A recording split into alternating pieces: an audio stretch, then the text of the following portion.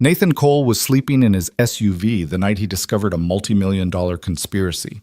What he didn't know was that stopping it would cost him everything, or save him from a life he never realized was already gone. This is the story of a man nobody noticed and a CEO who never learned to trust anyone, forced together by betrayal, danger, and a little girl who refused to let either of them stay broken. If you're watching from anywhere in the world, drop your city in the comments so I can see how far this story travels. Hit that like button and let's get started. Nathan Cole woke up at 4:47 a.m. to the sound of his phone vibrating against the cup holder. He didn't move right away. His neck was stiff from sleeping against the driver's seat headrest again, and his left shoulder had gone numb where it pressed into the cold window. The November air inside the SUV smelled like old fast food and the faint chemical tang of the parking garage's concrete floors. He blinked at the phone screen. It was Emma. "Dad, are you awake yet?" Nathan sat up slowly, wincing as his spine cracked in 3 places. He typed back with stiff fingers. "Yeah, sweetheart. You okay?" Her reply came fast. "Mom says I can't come this weekend because you don't have a real place to stay. Is that true?" Nathan stared at the message until the screen dimmed. He typed 4 different responses and deleted all of them. Finally, he just wrote, "We'll figure it out. I love you." She sent back a heart emoji, and Nathan locked the phone before he could say something stupid like the truth. The truth was that he'd been living in his car for 3 weeks. The truth was that his ex-wife's lawyer had been right about everything during the custody hearing. Nathan didn't have stable housing, didn't have reliable childcare, didn't have his shit together in any measurable way. The truth was that he'd lost the apartment because he'd spent the deposit money on Emma's medical bills after she broke her wrist at gymnastics. The truth was that the financial analyst job at Creston Technologies paid well enough to survive, but not well enough to rebuild. And the deepest truth, the one Nathan didn't let himself think about most mornings, was that he was 32 years old, and the only thing he hadn't lost yet was the weekends with his daughter. Even those were slipping away now. Nathan rubbed his face, grabbed his gym bag from the passenger seat, and climbed out into the freezing garage. The third-floor employee parking structure was deserted at this hour. Creston Technologies didn't officially open until 8, but Nathan had learned that if he arrived early enough, he could use the executive washroom on the 5th floor to shower and shave before anyone noticed. He kept his head down as he walked toward the stairwell, passing rows of luxury sedans and electric cars that cost more than he'd made in the last 2 years combined. His own SUV was 14 years old, scratched along the passenger side, and made a horrible grinding noise every time he shifted into 3rd gear. But it had heated seats that still worked, a back seat big enough to stretch out in, and tinted windows that kept security from noticing he was sleeping inside it. Small victories. Nathan pushed through the stairwell door and climbed 5 flights in the dim service lighting. His knees ached. He'd played college soccer once, back when his life had a trajectory that made sense, and his body still remembered what it felt like to be strong. Now, he was just tired. The executive floor was silent and dark except for the green glow of the exit signs. Nathan moved quickly through the hallway, past the glass-walled offices of department heads and senior managers who wouldn't arrive for another 3 hours. He'd almost made it to the bathroom when he heard footsteps behind him. "You're here early." Nathan froze. He turned slowly and found himself face-to-face with Greg Tomlinson, one of Creston's chief operating officers. Greg was 50-something, silver-haired, and always looked like he'd just stepped out of a boardroom even at 5 in the morning. "Just getting a head start," Nathan said carefully. Greg's eyes flicked to the gym bag in Nathan's hand, then back to his face. For a long moment, neither of them spoke. "You working on the quarterly reconciliation?" Greg asked. "Yeah, should have the draft done by Monday." Greg nodded slowly. "Good. Claire's been asking about it." Nathan's stomach tightened at the name. Claire Bennett, CEO of Creston Technologies. 30 years old, Harvard-educated, and famous in the industry for turning around 3 failing companies before she was 28. She'd taken over Creston 2 years ago when it was hemorrhaging money and losing clients, and within 18 months she'd made it profitable again. She'd also fired 60 people in her first week. Nathan had never spoken directly to her. He wasn't important enough. He was just one of 40 analysts buried in the finance department, processing spreadsheets and flagging anomalies that someone higher up the chain would take credit for. "Tell her it'll be ready," Nathan said. Greg gave him a thin smile that didn't reach his eyes. "I'm sure it will be. Is shit." He walked past Nathan toward the elevators, and Nathan stood there until the doors closed and the hallway was silent again. Then he went into the bathroom and locked the door behind him. By 8:30 a.m., Nathan was at his desk on the 9th floor, showered, and dressed in the same rotation of 3 button-down shirts he'd been wearing since September. The finance department was open plan, which meant 200 people crammed into a grid of low-walled cubicles beneath fluorescent lights that made everyone look vaguely unwell. Nathan's cubicle was in the back corner, wedged between a filing cabinet and a support beam. He liked it that way. Nobody bothered him. He opened his laptop and pulled up the reconciliation file he'd been working on for the past 2 weeks. It was supposed to be a routine audit, just matching Creston's internal financial records against the transactions reported to their international partners. Routine, boring, and completely straightforward. Except it wasn't.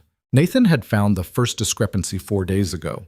A payment listed as going to a software vendor in Singapore, but when he cross-referenced the transaction ID, the money had actually been routed through a shell company in the Cayman Islands. He'd flagged it as a clerical error and kept digging. Then he found another one, then 3 more. Now he was looking at a pattern. Over the past 18 months, someone had been siphoning money out of Creston's international accounts in small, carefully hidden increments. The amounts were never large enough to trigger automatic fraud alerts. 10,000 here, 15,000 there. But when Nathan added them up, the total came to just over $4 million. He sat back in his chair and stared at the spreadsheet. $4 million. Gone. And nobody had noticed except him. Nathan's first instinct was to report it immediately. Send an email to his department head, escalate it up the chain, let someone else handle it. But something stopped him. If this was deliberate fraud, and it was starting to look like it, then someone inside the company had to be involved. Someone with access to the international payment systems. Someone with enough authority to move money without raising flags. Which meant Nathan had no idea who he could trust. He minimized the spreadsheet and opened a new browser window. For the next 3 hours, he dug deeper into the transactions, tracing routing numbers and cross-referencing account names against Creston's vendor database. Most of the shell companies didn't exist. The addresses were fake. The contact information led to disconnected phone numbers and dead websites. But one name kept appearing in the metadata, Silver Lake Holdings. Nathan searched for it. Nothing. No business registration, no corporate filings, no website. It was a ghost. He was still staring at the screen when his desk phone rang. Nathan Cole, he answered automatically. Mr. Cole, this is Andrea from HR. Do you have a minute? Nathan's chest tightened. Sure. We need you to come down to the 3rd floor. There's some paperwork we need you to sign. What kind of paperwork? Just routine benefits updates. Shouldn't take long. Nathan hung up and sat very still. He'd worked at Creston for 6 years. HR had never called him before. He locked his laptop, grabbed his jacket, and took the stairs down to the 3rd floor. The HR office was tucked into a quiet corner of the building, behind a frosted glass door with the company logo etched across it. Nathan pushed it open and found Andrea sitting at the front desk, smiling too brightly. Mr. Cole, thanks for coming down. Have a seat. This'll just take a second. Nathan sat. Andrea slid a manila folder across the desk. We're updating our emergency contact information for all employees. Just need you to verify your current details and sign at the bottom. Nathan opened the folder. The form inside was blank except for his name at the top. This doesn't have any of my information on it, he said slowly. Andrea's smile didn't waver. Right, we're starting fresh. Just fill it out and we'll update the system. Nathan looked at her. She looked back. Something was wrong. Can I take this back to my desk? He asked. I don't have my daughter's school information memorized. Oh, that's fine. You can leave it blank for now and email it to me later. Then why did you call me down here? Andrea's smile finally slipped. I just thought it'd be easier to explain in person. Explain what? Before she could answer, the door behind her opened and Greg Tomlinson walked in. Nathan, Greg said pleasantly, glad you're here. We need to talk. Nathan stood up slowly. About what? About the files you've been accessing. The room went very quiet. Greg walked past Andrea and leaned against the edge of the desk, arms crossed. You've been digging into the international accounts, flagging transactions, running queries on vendor records. That's my job, Nathan said carefully.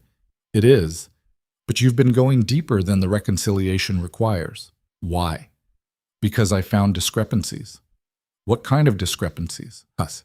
Nathan hesitated. Every instinct told him to shut up, walk out, and go straight to a lawyer. But he'd spent 6 years being quiet and invisible, and it had gotten him exactly nowhere. Someone's been moving money through fake accounts, Nathan said. Millions of dollars. I was going to report it. Greg's expression didn't change. To who? I don't know yet. That's why I was still gathering evidence. Evidence, Greg repeated. That's a strong word. It's the right word. Oh, Greg nodded slowly. Then he straightened up and walked toward the door. Come with me. Where are we going? To talk to someone who needs to hear this directly. Nathan followed him out into the hallway, his pulse hammering in his throat. They didn't go to the executive floor. Instead, Greg led him to a service elevator Nathan had never used before. They rode in silence to the 12th floor, the one that didn't appear on the employee directory. When the doors opened, Nathan stepped out into a hallway that looked nothing like the rest of the building. The floors were polished marble. The walls were floor-to-ceiling windows overlooking the Chicago skyline. The air smelled like expensive furniture and cold efficiency. Greg stopped in front of a set of double doors at the end of the hall and knocked twice. A voice came from inside. Come in. Greg opened the door and stepped aside. Me. Greg opened the basum. Nathan walked into Claire Bennett's office. The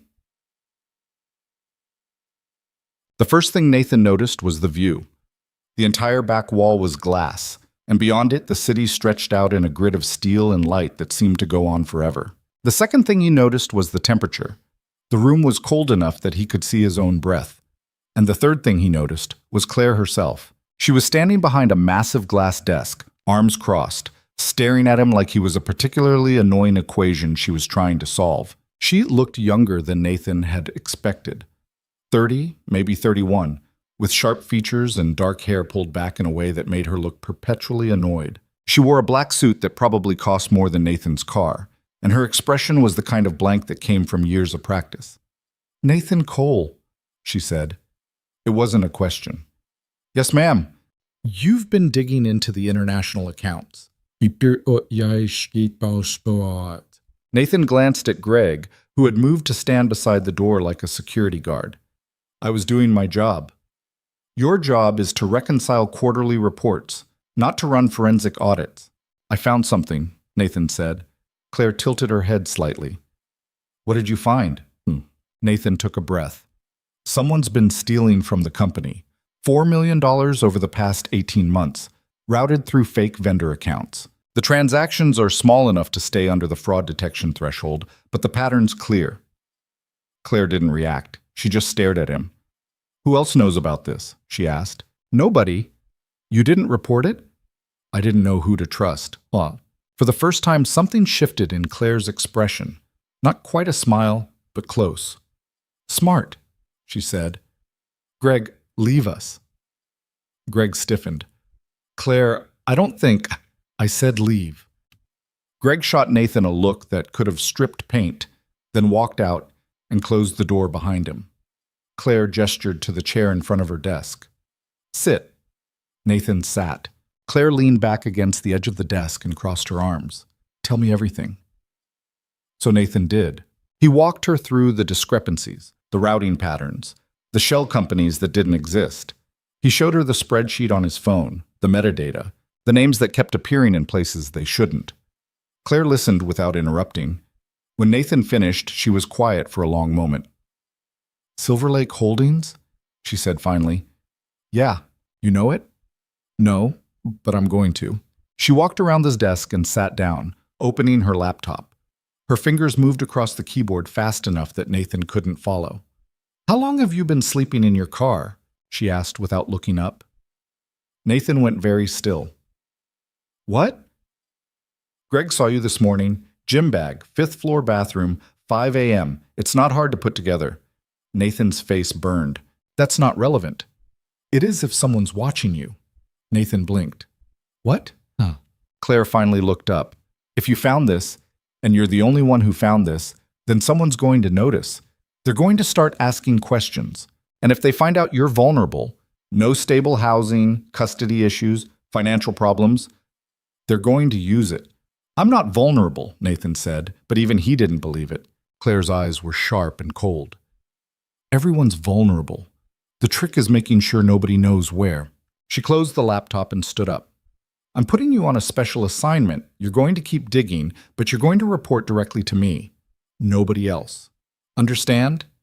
Nathan nodded slowly. Good. Go back to your desk. Don't talk to Greg. Don't talk to HR. Don't talk to anyone about this. If you find something new, you call me. She handed him a business card with a handwritten number on the back. That's my private line. Use it. Nathan took the card. Why are you trusting me? Claire looked at him for a long moment. Because you're the first person in this building who hasn't lied to me in 6 months, she said. Then she turned back to her computer, and Nathan understood he was dismissed. Nathan spent the rest of the day at his desk, pretending to work on the reconciliation while his brain spun in circles. He kept replaying the conversation with Claire, trying to figure out what he'd just walked into. She was right about one thing. If someone was stealing millions of dollars, they weren't going to stop just because Nathan had noticed. They were going to cover their tracks. And Nathan was the only thing standing in the way. By the time the office emptied out at 6, Nathan's nerves were shot. He grabbed his jacket and headed for the parking garage, keeping his head down and his hands in his pockets. The garage was nearly empty now, just a few stragglers heading home late, their footsteps echoing off the concrete. Nathan's SUV was parked in the same spot he'd left it that morning, tucked into the corner near the stairwell. He unlocked the door, threw his bag into the back seat, and was about to climb in when he heard voices. 2 men coming from the stairwell. Nathan ducked behind the SUV and peered around the edge. The men were wearing black jackets and moving fast. One of them had a crowbar. They weren't heading for the exit. They were heading straight for Nathan's car. Nathan's heart slammed into his throat. He stayed low, watching as the 2 men stopped beside the SUV. One of them tried the door handle. Locked. Just break the window, the other one said. Not yet. Check the trunk first. Nathan's laptop was in the trunk. Everything he'd found, the spreadsheets, the transaction records, the evidence, was on that laptop. The man with the crowbar moved toward the back of the SUV. Nathan didn't think. He stood up, stepped around the car, and said, "Can I help you?" Both men turned. For a split second, nobody moved. Then the man with the crowbar swung. Nathan ducked, and the metal bar smashed into the SUV's side mirror, shattering it into pieces. He stumbled backward, his hands up, and the second man grabbed him by the jacket and slammed him against the car. "Where's the laptop?" the man hissed. "I don't know what you're talking about." The man hit him across the face, and Nathan's vision exploded into stars. He tasted blood. "The laptop," the man said again. "Where is it?" Nathan's ears were ringing. He couldn't think. He couldn't breathe. The man with the crowbar moved toward the trunk again. And then, from somewhere above them, a voice cut through the garage like a blade. "Step away from him." All 3 of them looked up. Claire Bennett was standing at the top of the stairwell, her phone in one hand and something small and black in the other. A gun. The 2 men froze. "I said step away," Claire repeated. The man holding Nathan let go and took a step back. Claire descended the stairs slowly, the gun trained on the men the entire time. Her face was calm, blank, completely unreadable. "Security's on the way," she said. "You've got about 30 seconds to decide whether you want to be here when they arrive." The 2 men exchanged a glance. Then they ran. Claire didn't lower the gun until they disappeared through the exit on the far side of the garage. Then she walked over to Nathan, who was still leaning against the SUV, his face bleeding and his hands shaking. "You okay?" she asked. Nathan nodded, but he wasn't. Claire looked at the shattered mirror, then at the SUV, then at Nathan. "They were after the laptop," she said. "Yeah. Which means someone knows what you found." Nathan wiped the blood from his mouth. "Yeah." Claire was quiet for a moment. Then she made a decision. "Get your stuff," she said. "You're coming with me. Well, what?" You can't stay here. If they know about the laptop, they know about you. And if they're willing to send people after you in a parking garage, they're not going to stop. I can't just leave. You don't have a choice, Claire said. You're a target now. Nathan stared at her. Where am I supposed to go? Claire's expression didn't change. My house, she said, until we figure out who's trying to kill you. And for the first time in weeks, Nathan didn't have a single argument left. Claire's house wasn't a house.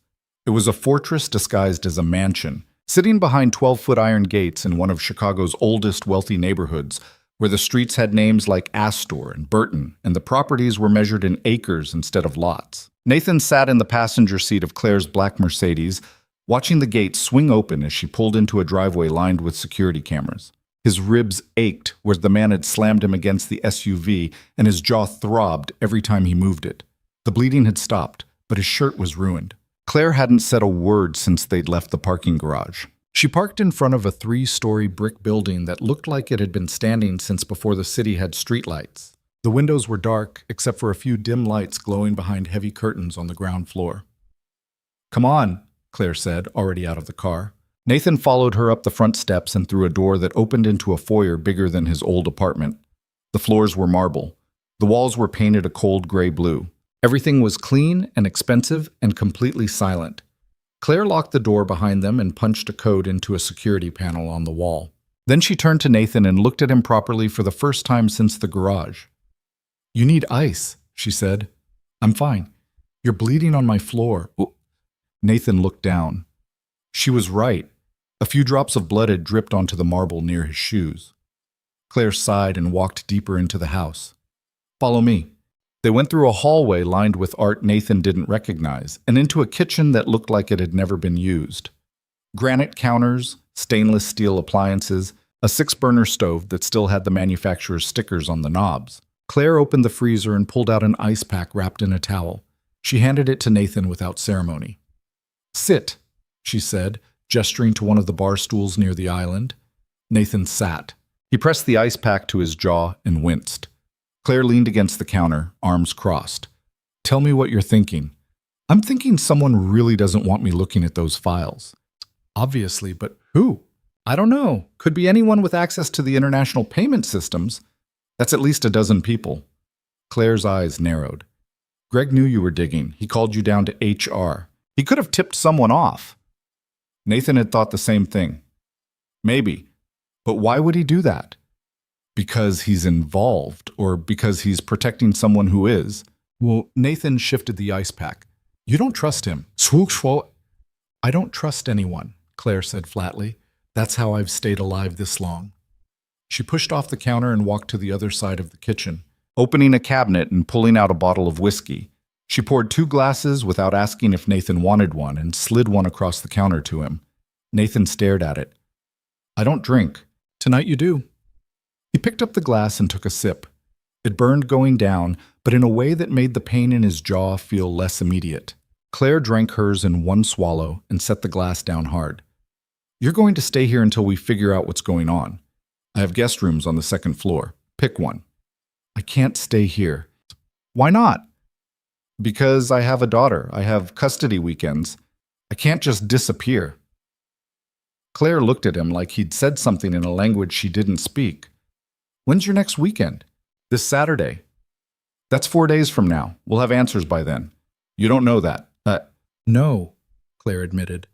But I know that if you go back to sleeping in your car, whoever sent those men will send more. And next time, I won't be there to stop them. Nathan set the ice pack down on the counter. His hands were still shaking. Why are you doing this? Doing what? Helping me. You don't know me. I'm just some analyst who found something he shouldn't have. Claire refilled her glass. You found something everyone else missed. That means you're either very good at your job or very lucky. Either way, I need you alive long enough to finish what you started. That's it? You're protecting your investment? Claire's jaw tightened. I'm protecting my company.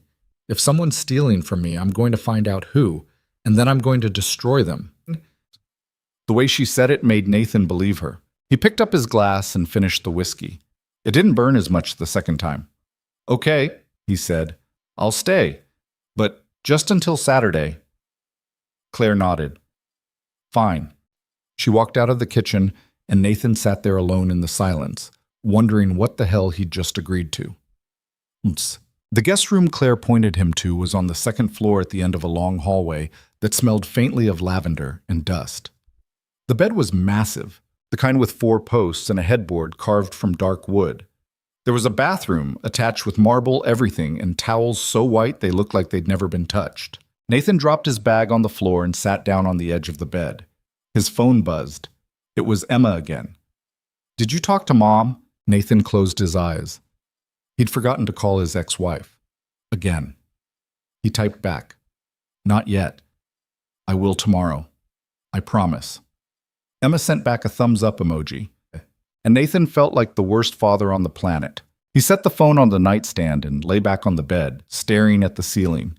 His entire body ached. His brain wouldn't stop running through the attack in the garage, replaying the moment the man grabbed him, the crack of the crowbar against the mirror, the look on Claire's face when she'd appeared at the top of the stairs with a gun. She'd saved his life, and Nathan still didn't know why. He didn't sleep that night. Every time he closed his eyes, he saw the 2 men in black jackets, heard the man's voice hissing, "Where's the laptop?" Felt the impact of the fist against his face. By the time the sun started filtering through the curtains, Nathan gave up and went downstairs. The house was just as quiet as it had been the night before. Nathan wandered through the hallways, past rooms that looked like they belonged in a museum. Everything was clean and untouched and cold. He found Claire in a room at the back of the house that she'd turned into an office. She was sitting at a desk in front of 3 monitors, typing so fast her fingers blurred. She didn't look up when Nathan knocked on the door frame. "You're up early," she said. "Couldn't sleep." "Neither could I." She finally glanced at him. "How's your face?" "Sore." "Good. Means you're still alive." Nathan stepped into the office. The monitors were filled with spreadsheets, transaction records, corporate filings. Claire had been working all night. "Did you find anything?" he asked. "Maybe." She pulled up a document on the center monitor. Silver Lake Holdings. It's registered in the Cayman Islands under a parent company called Meridian Group. And Meridian Group has ties to a venture capital firm in New York. "Which firm?" "Langford Capital." Nathan frowned. "I've heard that name before." "You should have. They tried to buy Creston 2 years ago. I blocked the sale." Nathan's stomach dropped. "You think they're retaliating?" "I think they're trying to force me out so they can buy the company for cheap." Claire leaned back in her chair. "The fraud makes Creston look unstable. If it goes public, the stock price crashes. Investors lose confidence. The board panics. And suddenly, selling to Langford doesn't look like such a bad idea." "But you're the CEO. They can't just force you out." Claire's smile was thin and bitter. "They can if the board votes me out. And if they have enough people on the inside working against me, they will." Nathan felt cold. "You think someone on the board is involved?" "I know someone on the board is involved. I just don't know who yet." She stood up and walked to the window.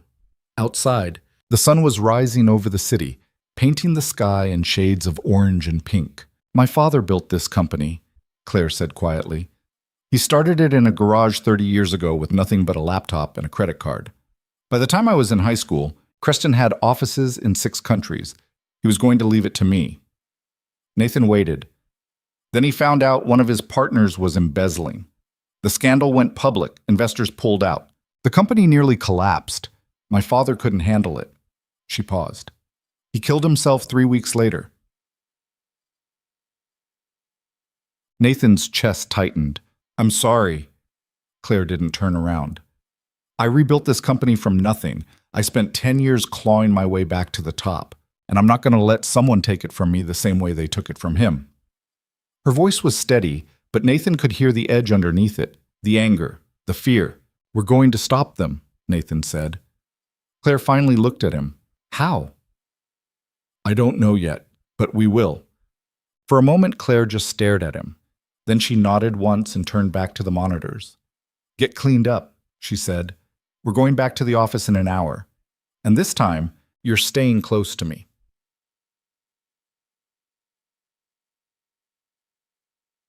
Walking back into Creston Technologies felt like walking into enemy territory. Nathan kept his head down as he followed Claire through the lobby and into the executive elevator. Security nodded at Claire but didn't look twice at Nathan. He was nobody. Invisible. That was fine with him. They rode up to the 12th floor in silence. When the doors opened, Claire walked straight to her office and Nathan followed. "Close the door," she said. Nathan closed it. Claire sat down at her desk and pulled up a file on her computer. "I'm calling an emergency board meeting for Friday. I'm going to present the evidence and force them to investigate." Nathan's eyes widened. "That's in 2 days." "I know. Claire, if someone on the board is involved, you're tipping them off. They'll destroy the evidence before you can prove anything." "They'll try," Claire said, "but they won't succeed because you're going to find the rest of the trail before they do." Nathan sat down across from her. "What do you mean?" "Silver Lake Holdings is a shell. Meridian Group is a front. But the money's going somewhere real. I need you to follow it all the way to the end. Find out where it lands. Find out who's receiving it. That could take weeks. You have 2 days." Nathan stared at her. "That's impossible." "Then you'd better get started." She handed him a key card. "This gives you access to the secure server room on the 14th floor. Everything you need is in there. Don't trust anyone. Don't talk to anyone. And don't leave this building without me." Nathan took the key card. His hand was shaking again. "What if I can't find it in time?" Claire's eyes were hard. "Then we lose everything." "Bah." The server room was freezing and loud and smelled like ozone and overheating electronics. Nathan sat at a terminal in the corner, surrounded by racks of blinking servers that hummed like a mechanical hive. The keycard Claire had given him unlocked access to Creston's entire financial database, including records that were supposed to be restricted to executive-level clearance. He started with the shell companies. Silver Lake Holdings had made 43 payments over the past 18 months, all routed through different banks in different countries. Nathan traced each one backward, unraveling the chain of transactions until he found the source accounts. Most of them were dead ends, fake names, fake addresses, fake everything. But 3 of them were real. The first was a consulting firm in London that had invoiced Creston for cybersecurity services that never happened. The second was a logistics company in Hong Kong that had been paid for shipping costs on products that were never shipped. And the third was a private account registered to someone named David Archer. Nathan typed the name into the employee database. David Archer, Senior Vice President of International Operations, 15 years with the company. Reported directly to Greg Tomlinson. Nathan's heart pounded. He pulled up Archer's personnel file and started cross-referencing his access logs. The timestamps matched. Every fraudulent transaction had been initiated during hours when Archer was logged into the system. Nathan sat back in his chair. He'd found him. David Archer was stealing from the company, and Greg Tomlinson either knew about it or was helping him cover it up. Nathan grabbed his phone and called Claire's private line. She answered on the first ring. "What did you find?" "David Archer, VP of International Ops. He's the one moving the money." There was a long pause. "You're sure?" Claire asked. "Positive. His access logs match every fraudulent transaction, and the money's going into a private account under his name. Send me everything you have." Nathan transferred the files and waited. "Got it," Claire said. "Stay where you are. I'm coming to you." She hung up. Nathan sat in the cold server room, listening to the hum of the machines, and waited for Claire to arrive. He didn't have to wait long. 5 minutes later, the door opened and Claire walked in, her face pale and her jaw tight. "We have a problem," she said. "What?" "David Archer's dead." Nathan's blood went cold. "What?" "I just got a call from the police. They found his body in his apartment an hour ago. Apparent suicide." Nathan stood up so fast his chair rolled backward into the server rack. "That's not a coincidence." "No," Claire said. "It's not." They stared at each other. "Someone killed him," Nathan said. "Someone found out we were getting close, and they killed him to cover their tracks." Claire's hands were shaking. Nathan had never seen her hands shake before. "If they killed Archer, they'll kill anyone else who gets in their way," she said, "including us." Nathan's phone buzzed. He looked down at the screen. It was a text from an unknown number. "Stop digging or your daughter's next." Nathan's entire world tilted. He showed Claire the message. Her face went white. "Where's Emma?" she asked. "With her mother in Evanston. Call her, now." Nathan's hands were shaking so badly he could barely hold the phone. He dialed his ex-wife's number. It rang 4 times before she picked up. "Nathan, I'm busy." "Where's Emma?" Nathan interrupted. "She's at school. Why?" "I need you to pick her up, right now." "What? Nathan? It's the middle of the day." "Someone just threatened her. I need you to get her out of that school and take her somewhere safe." His ex-wife went silent. "Nathan, what the hell is going on?" "I can't explain right now, please. Just trust me. Go get Emma and take her to your parents' house. Don't tell anyone where you're going. Don't answer the door for anyone you don't know. I'll call you in an hour." "Nathan, please." She hung up. Nathan stood there, his phone still pressed to his ear, his entire body shaking. Claire grabbed his arm. "She'll be okay. Your ex-wife will get her out." "You don't know that. I know that whoever sent that message wants you scared. They want you to stop digging, which means we're close." Nathan looked at her. "Claire, they just killed a man. They threatened my daughter. This isn't about fraud anymore. This is about survival." "I know." "Then we need to go to the police." "And tell them what? That someone on my board might be involved in corporate fraud? They'll investigate for 6 months and find nothing. By then, we'll both be dead." Nathan pulled away from her. "Then what do we do?" Claire was quiet for a long moment. "We finish this," she said. "We find out who's pulling the strings, and then we destroy them before they destroy us." Nathan wanted to argue. He wanted to grab his daughter and disappear. He wanted to go back to being invisible, but he couldn't. Not anymore. "Okay," he said. "What's the plan?" They worked through the night. Claire pulled records, cross-referenced board meeting minutes, traced financial ties between Creston's executives and outside firms. Nathan dug deeper into the transaction logs, looking for patterns, looking for mistakes, looking for anything that would lead them to the person at the top. By 3 a.m., they'd narrowed it down to 3 people on the board who had direct ties to Langford Capital. One of them was Greg Tomlinson. Nathan wasn't surprised. What surprised him was the second name on the list, Margaret Chen, Chief Financial Officer, 20 years with the company, one of the few people Claire said she trusted. "She can't be involved," Claire said, staring at the screen. "I've known her since I took over. She helped me rebuild this company." "Her husband works for Langford," Nathan said quietly, "and she's been signing off on every international transaction for the past 2 years. Claire's face went gray. The third name was Richard Dawson, head of the board. 65 years old, been with Creston since Claire's father founded it. "He was my father's best friend," Claire said. Her voice sounded hollow. "He's the one who convinced me to come back after my father died." Nathan didn't say anything. There was nothing to say. Claire stood up and walked to the window. Outside, the city was dark except for a few scattered lights. "The board meeting's in 36 hours, she said. "If we accuse the wrong person, we're finished. If we accuse the right person and can't prove it, we're finished. And if we do nothing, they'll vote me out and sell the company anyway." Nathan joined her at the window. "So what do we do?" Claire turned to look at him. "We set a trap." The plan was simple. Claire would send an email to all 3 suspects, Greg, Margaret, and Richard, claiming that Nathan had found definitive proof of the fraud and would be presenting it at the board meeting. She'd include just enough detail to make it believable, but not enough to reveal what they actually knew. Then they'd watch to see who panicked.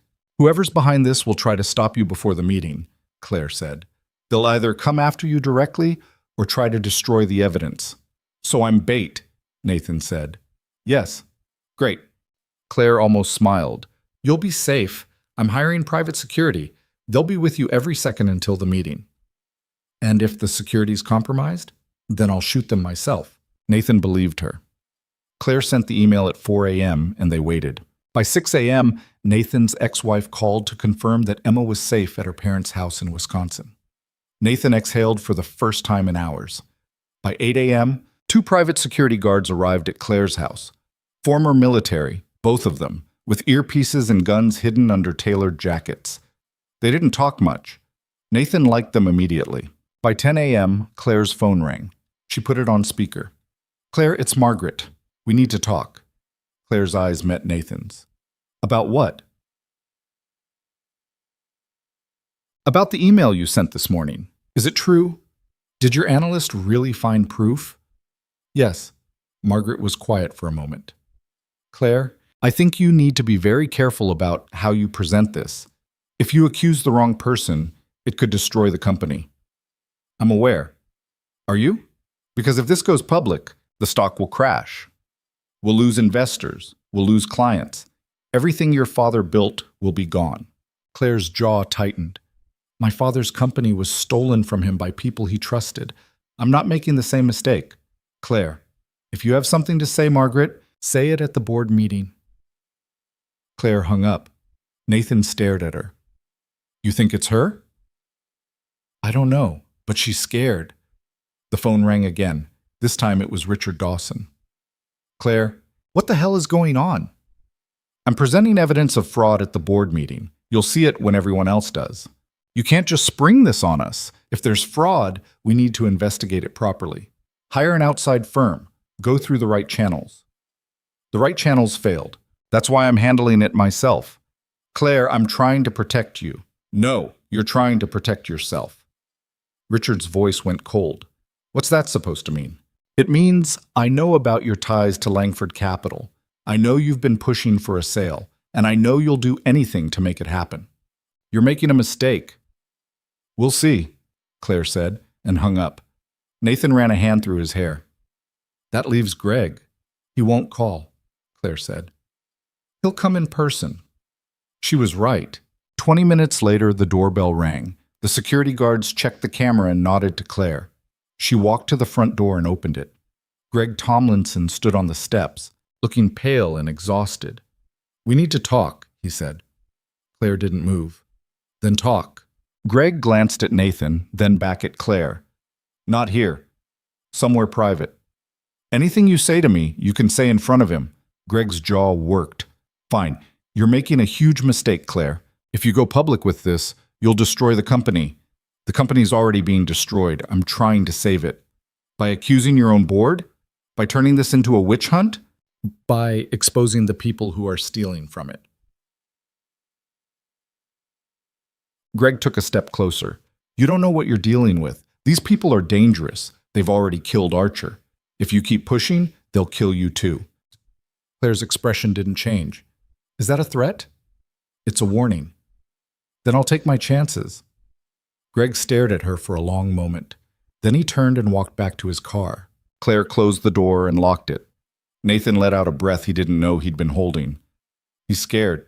"They all are," Claire said. "Which means we're close." The board meeting was scheduled for 2 p.m. on Friday. By noon, Nathan was ready to crawl out of his own skin.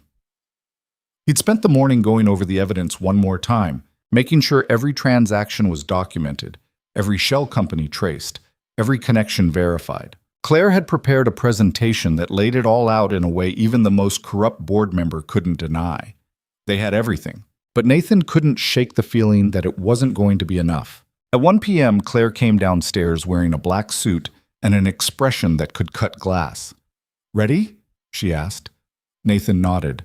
"As I'll ever be." They left the house with the 2 security guards flanking them. Claire drove, her hands steady on the wheel, her eyes focused on the road. Nathan's phone buzzed. Another text from the unknown number. "Last chance. Walk away or die." Nathan showed it to Claire. She didn't even blink. "They're desperate," she said. "That means we've already won." Nathan wanted to believe her. They pulled into the Creston parking garage at 1:45 p.m. The security guards swept the area before letting them out of the car. Everything was clear. They took the elevator to the 12th floor. The boardroom was at the end of the hall, behind glass doors that looked out over the city. Nathan could see people already gathering inside. Margaret Chen, Richard Dawson, a dozen other board members Nathan didn't recognize. Greg Tomlinson was standing near the window, talking on his phone. Claire stopped outside the doors and turned to Nathan. "Whatever happens in there, don't back down," she said. "They're going to try to discredit you. They're going to try to make you look incompetent. Don't let them." "I won't." Claire nodded. Then she pushed open the doors and walked inside. Nathan followed her. Every head in the room turned to look at them. Richard Dawson stood at the head of the table. "Claire, Nathan, glad you could make it." His voice was pleasant, but his eyes were cold. Claire set her laptop on the table and plugged it into the projector. "Let's get started." And Nathan realized that for the first time in his life, he wasn't invisible anymore. The projector hummed to life and threw Claire's first slide onto the wall behind Richard Dawson's head. It was a simple chart showing Creston's international payment history over the past 18 months, color-coded by region. Most of the board members leaned forward to look at it. A few exchanged glances. Greg Tomlinson stayed where he was by the window, his phone still pressed to his ear. Claire stood at the head of the table, her hands flat on the surface, her voice calm and precise. "Over the past 18 months, $4.2 million has been stolen from this company through a series of fraudulent transactions routed through shell companies in the Cayman Islands, Singapore, and Hong Kong. The theft was carefully structured to avoid detection by our automated fraud systems. Small increments, varied timing, fake vendor invoices. Whoever did this knew exactly how our systems worked. Up. She clicked to the next slide. A list of company names appeared. Silver Lake Holdings, Meridian Group. 3 others Nathan had traced back to fake addresses and disconnected phones. Margaret Chen leaned back in her chair, her face pale. "Claire, this is a serious accusation. Do you have proof?"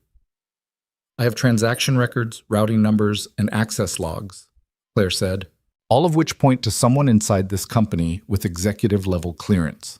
Richard Dawson cleared his throat. "And you're bringing this to us now? Why didn't you report this to the authorities?" "Because I needed to know who I could trust first." The room went very quiet. Richard's expression hardened. "Are you suggesting that someone in this room is involved?" "I'm suggesting that someone with board-level access authorized these transactions, and I intend to find out who." Greg finally hung up his phone and turned around. "Claire, you're making a mistake. If you accuse one of us without evidence, you'll destroy this company's reputation. Investors will panic. The stock will crash." "The stock will crash when this fraud goes public anyway," Claire said. "At least this way we control the narrative." "Control the narrative?" Greg's voice rose. "You're turning a board meeting into a trial. This isn't how we handle internal investigations." "Boris Boras. Internal investigations failed. That's why I'm handling it myself." Margaret stood up. "Claire, I've known you since you took over this company. I've supported every decision you've made. But this is reckless. If you go public with unverified accusations, they're verified," Nathan said. Every head in the room turned to look at him. Nathan's heart was pounding, but he kept his voice steady. "I've spent the past week tracing every transaction. The money went through multiple shell companies before landing in private accounts. One of those accounts belongs to David Archer." A murmur went through the room.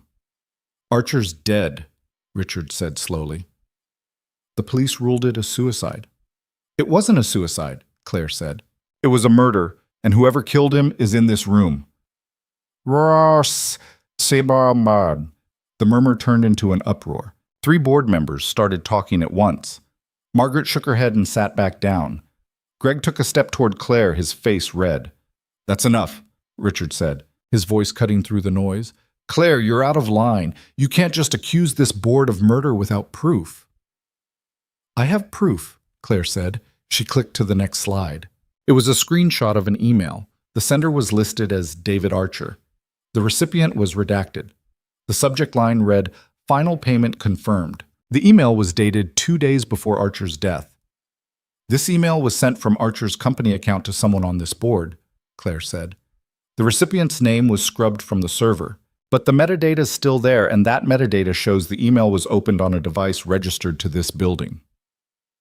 She paused.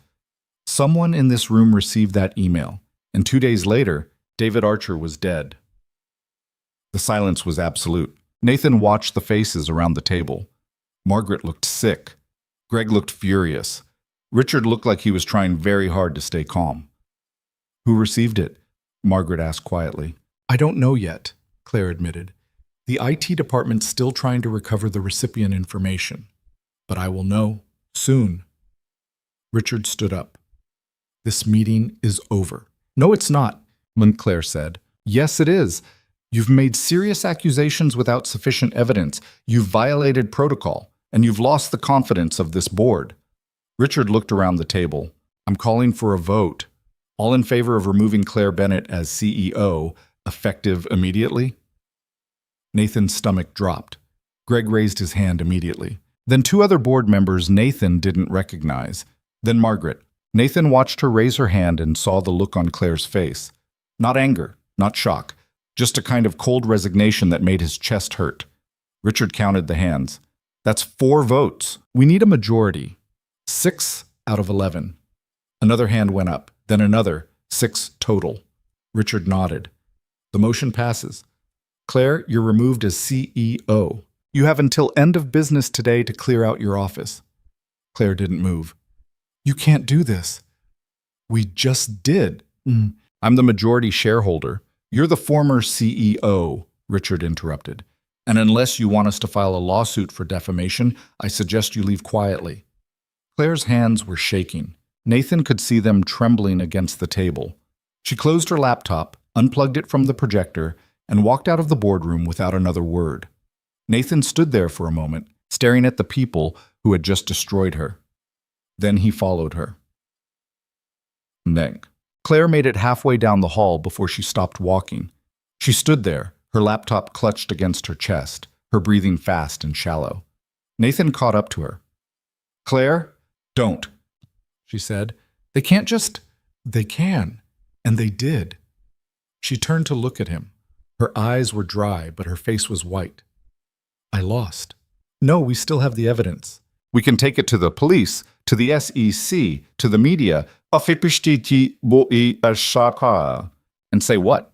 That I got voted out by my own board because I accused them of fraud? They'll call it a power struggle, a personal vendetta. Nobody will believe me. I believe you. Claire laughed, but it came out broken. You're a financial analyst who sleeps in his car. No offense, but your testimony isn't going to move the needle. Nathan flinched. Claire closed her eyes. I'm sorry, that was true, Nathan said. But it doesn't change the fact that you're right. Someone on that board is dirty, and we're going to prove it. How? I don't know yet, but we will. But Claire looked at him for a long moment. Then she nodded once and started walking again. They took the elevator down to the parking garage in silence. The 2 security guards were waiting by Claire's car, their expressions carefully neutral. We're leaving, Claire told them. They nodded and climbed into a black SUV parked nearby. Claire got into the Mercedes and Nathan slid into the passenger seat. She started the engine but didn't put the car in gear. She just sat there, staring at the concrete wall in front of them. My father lost everything because he trusted the wrong people, she said quietly. I swore I'd never make the same mistake, and I did it anyway. You didn't lose everything, Nathan said. You still have the evidence. You still have the company shares. You still have, what? A house I hate? A reputation in ruins? A board that just stabbed me in the back? Nathan didn't have an answer for that. Claire put the car in gear and drove out of the garage without looking back. They went back to Claire's house and sat in the cold kitchen while the security guard swept the property for threats. Nathan made coffee. Claire didn't drink hers. They'll sell the company to Langford within a month, she said. Richard will push it through, the board will approve it, and everyone who helped steal $4 million will walk away rich. Unless we stop them. We can't stop them. We don't have enough proof. Then we get more. Claire looked at him like he was insane. How? I don't have access to the servers anymore. I don't have access to the building. I'm not the CEO. I'm nobody. You're the majority shareholder. That still means something. It means I can't be fired from the board. That's it. I don't have operational control. I can't authorize investigations. I can't do anything except watch them destroy everything my father built. Nathan set his coffee down. What if we don't need access to the building? Claire frowned. What do you mean? The email Archer sent, the one with the redacted recipient. It said they're trying to recover the data, but they're not going to find it. Whoever scrubbed that email made sure it was gone. So? So maybe the recipient still has a copy. Claire's eyes narrowed. You want to hack into their personal devices. I want to recover the evidence they thought they destroyed. That's illegal. So is murder. Well, Claire was quiet for a moment. Then she stood up and walked out of the kitchen. Nathan thought she was done with the conversation, but a minute later she came back with a laptop he hadn't seen before. It was old, scratched, and covered in stickers from tech conferences that happened before Nathan graduated high school. This was my father's, Claire said. He was paranoid about security, built his own VPN, encrypted everything, never trusted cloud storage. She opened the laptop and typed in a password. The screen flickered to life. He also kept backups of every email, every file, every transaction that went through the company servers. Even after he died, I kept the backups running, just in case. Nathan stared at her. You have copies of everything? Everything up until 2 years ago, when I took over and updated the security systems. After that, the backups stopped syncing. She pulled up a file directory. But if Archer sent emails to anyone on the board before that, I might still have them. She started typing, running searches, filtering results. Nathan watched over her shoulder as hundreds of files scrolled past. Then Claire stopped. Here, she said. It was an email thread between David Archer and Richard Dawson, dated 3 years ago. The subject line was Meridian Proposal. Claire opened it. The first email was from Archer. Richard, attached is the proposal we discussed. Langford's offering $40 million for the acquisition. Timeline is 18 months. Let me know if you need anything else. Richard's response, this stays between us. If Claire finds out before we're ready, she'll kill the deal. We need to make sure the company looks unstable enough that the board has no choice but to sell. Nathan's blood ran cold. Claire clicked through the rest of the thread. There were a dozen emails, all of them discussing ways to make Creston look like a failing company, pulling key clients, delaying product launches, and, buried in the last email, a single line that made Nathan's stomach turn. Start moving money offshore, small amounts. Make it look like operational losses. Claire sat back in her chair. Richard, she said. It was Richard the whole time. Nathan's hands were shaking.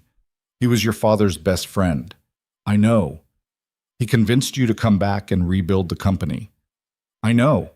And he's been sabotaging it ever since. Claire closed the laptop. Her face was blank, but Nathan could see the rage underneath it. The kind of rage that came from years of betrayal buried so deep it had nowhere left to go. We need to take this to the police, Nathan said. No. Claire, If we go to the police, it'll take months to investigate. Richard will destroy the evidence. He'll disappear, and we'll never prove anything. Then what do we do? Claire stood up. We go to the board meeting tomorrow. Nathan blinked. What board meeting? Oh, the emergency session Richard called to finalize the sale to Langford. He's pushing it through fast before anyone has time to ask questions. Claire's smile was cold and sharp. But I'm still a board member, which means I have the right to attend, and I have the right to present evidence. He'll block you. He'll try, but he can't stop me from walking into that room, and once I'm in, I'm going to show every single person in that boardroom exactly who Richard Dawson is. Nathan stared at her. You're going to confront him in front of everyone. I'm going to destroy him in front of everyone. Claire, if you do this, there's no going back. He'll come after you. He already came after me. He voted me out. He killed Archer. He threatened your daughter. Claire's eyes were hard. I'm done being careful. I'm done playing by the rules. Tomorrow, I'm burning everything to the ground. They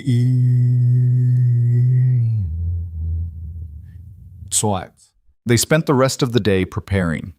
Claire printed copies of every email, every transaction record, every piece of evidence that tied Richard to the fraud. Nathan organized it into a presentation that even the most corrupt board member couldn't ignore. By midnight, they were ready. Claire sent an email to every board member, informing them that she would be attending tomorrow's meeting and presenting new evidence. She didn't give them details. She didn't give them time to prepare. She just told them to be there. Nathan tried to sleep that night, but his brain wouldn't shut off. He kept thinking about Emma, about the text message threatening her, about the look on Richard's face when Claire had accused the board. He kept thinking about what would happen if they failed. At 2 a.m., he gave up and went downstairs. Claire was in the kitchen, sitting at the island with a glass of whiskey in front of her. She wasn't drinking it, she was just staring at it. "Can't sleep?" Nathan asked. "Haven't slept in 3 days." Nathan sat down across from her. "You okay?" Claire laughed. "No." "Yeah, me neither." They sat in silence for a while. "My father used to sit at this counter every morning before work," Claire said. "He'd drink terrible coffee and read the newspaper and complain about traffic. He was happy. Even when the company was struggling, even when money was tight, he was happy." She picked up the glass and turned it in her hands. "I never understood how he could be like that, how he could care so much about something and still be okay when it fell apart." "Maybe he cared about more than just the company," Nathan said. Claire looked at him. "Like what?" "Like you." Her expression flickered. "He killed himself and left me with nothing." "He left you with the company." "No. Richard and the board took the company. My father left me with debt and a scandal and a name nobody would hire." Nathan hesitated. "Is that why you came back? To prove them wrong?" "I came back because I didn't know what else to do." Claire set the glass down. "I was 25 years old, and the only thing I knew how to do was fix broken companies. So I fixed this one, and then I kept fixing it, and I told myself it was enough. But it wasn't." "No." Claire looked out the window at the dark yard. "It's never enough. No matter how much I save, no matter how much I build, it's still just a company. It's still just numbers on a screen. And at the end of the day, I go home to this house, and it's empty. It's always empty." Nathan didn't know what to say. Claire stood up and walked to the sink. She poured the whiskey down the drain and rinsed the glass. "I'm not my father," she said quietly. "I'm not going to let this destroy me." "Good," Nathan said, "because I need you alive long enough to finish this." Claire almost smiled. "You're not getting rid of me that easily." The board meeting was scheduled for 10 a.m. Nathan woke up at 6, showered, and put on the best shirt he had left. It was wrinkled, and the collar was frayed, but it was clean. Claire was already downstairs, dressed in the same black suit she'd worn the day before. She looked exhausted and furious and ready to burn the world down. "Ready?" she asked. Nathan nodded. They left the house at 8 with the 2 security guards following in the SUV behind them. The drive to Creston headquarters was silent except for the low hum of the engine and the occasional crackle of the guards' radios. Nathan's phone buzzed. It was his ex-wife. "Emma keeps asking when she can come home. How much longer?" Nathan typed back, "Soon, I promise." He didn't know if it was true. They pulled into the parking garage at 8:45. The place was almost empty. Too early for most employees, too late for the executives who started at dawn. Claire parked near the elevator and turned off the engine. "Last chance to back out," she said. Nathan looked at her. "Are you backing out?" "No." "Then neither am I." They got out of his car and walked to the elevator. The security guards flanked them, scanning the garage for threats. The elevator ride to the 12th floor felt like it took an hour. When the doors opened, Nathan could hear voices coming from the boardroom at the end of the hall. The meeting had already started. Claire walked toward it without hesitation. Nathan followed. The boardroom doors were closed. Claire pushed them open and stepped inside. Every conversation stopped. Richard Dawson was standing at the head of the table, mid-sentence. Greg Tomlinson was sitting beside him. Margaret Chen was across from them, her hands folded in front of her. The rest of the board turned to stare at Claire. "You're not welcome here," Richard said. "I'm a board member," Claire said, "which means I'm exactly where I'm supposed to be." Richard's jaw tightened. "You were removed as CEO. You have no operational authority. I have voting authority. And I have evidence that this board needs to see before it makes any decisions about selling this company." "We've already seen your so-called evidence," Greg said. "It was circumstantial at best. We're moving forward with the sale." "No," Claire said. "You're not." She set her laptop on the table and opened it. Richard took a step forward. "Claire, I'm warning you. Warn me all you want. I'm presenting this evidence and you're going to listen. She plugged the laptop into the projector. The first slide appeared on the wall. It was the email thread between Richard and David Archer, blown up large enough for everyone in the room to read. The room went silent. Margaret leaned forward, her eyes scanning the text. What is this? This is proof that Richard Dawson has been conspiring with David Archer and Langford Capital to sabotage this company and force a sale, Claire said. Her voice was steady, cold, precise. Over the past 3 years, they've stolen $4 million, manipulated financial records, and murdered anyone who got in their way. Richard's face went white. That's a lie. It's an email from your account to David Archer, instructing him to move money offshore and make the company look unstable. Yes. That email's fake, Richard said. Someone's trying to frame me. It's not fake. It's from my father's backup server, the one he built specifically to prevent people like you from covering your tracks. Claire clicked to the next slide. Another email, then another. The evidence piled up. Transaction records, access logs, payment confirmation sent directly to Richard's private email. Margaret stood up. Richard, is this true? Of course not. Because if it is, you've committed fraud. You've violated your fiduciary duty. I said it's not true. Richard's voice cracked. Greg stood up too. Richard, if you've been working with Langford behind our backs... I was trying to save this company, Richard shouted. Claire's father nearly destroyed it with his incompetence. I spent years cleaning up his mess, and then she came back and undid everything I built. The room went very still. So you decided to destroy it yourself? Claire's voice was quiet, but it cut through the silence like a blade. You decided to steal millions of dollars, frame innocent people, and murder anyone who found out? I didn't murder anyone. David Archer is dead, and the last email he sent before he died was to you. Richard took a step back. You can't prove that. I can, and I will. Claire clicked to the final slide. It was a screenshot of an email sent from Archer's account to Richard, timestamped 2 days before Archer's death. The subject line was, "We need to talk." The body of the email was short. I can't do this anymore. I'm going to the police. Richard's response sent 4 hours later. Don't do anything stupid. We'll handle it. The room exploded. 3 board members started shouting at once. Margaret slammed her hand on the table. Greg stood frozen, his face pale. Richard just stared at the screen. You killed him? Claire said. You killed him to keep him quiet. I didn't...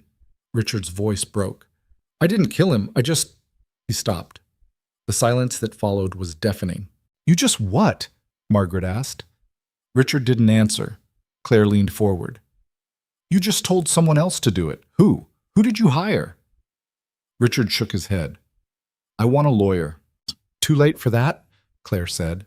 She pulled out her phone and dialed a number. A voice answered on the second ring. This is Agent Kowalski, FBI. Claire put the call on speaker. Agent Kowalski, this is Claire Bennett. I'm a board member at Creston Technologies. I'm currently in a board meeting with Richard Dawson, and I have evidence that he's committed fraud, embezzlement, and conspiracy to commit murder. I'd like to turn that evidence over to you immediately. There was a pause. Stay where you are, the agent said. We're on our way. Claire hung up. Richard stared at her. You just destroyed this company. No, Claire said. I just saved it. The FBI arrived 20 minutes later. They escorted Richard out of the building in handcuffs while the rest of the board sat in stunned silence.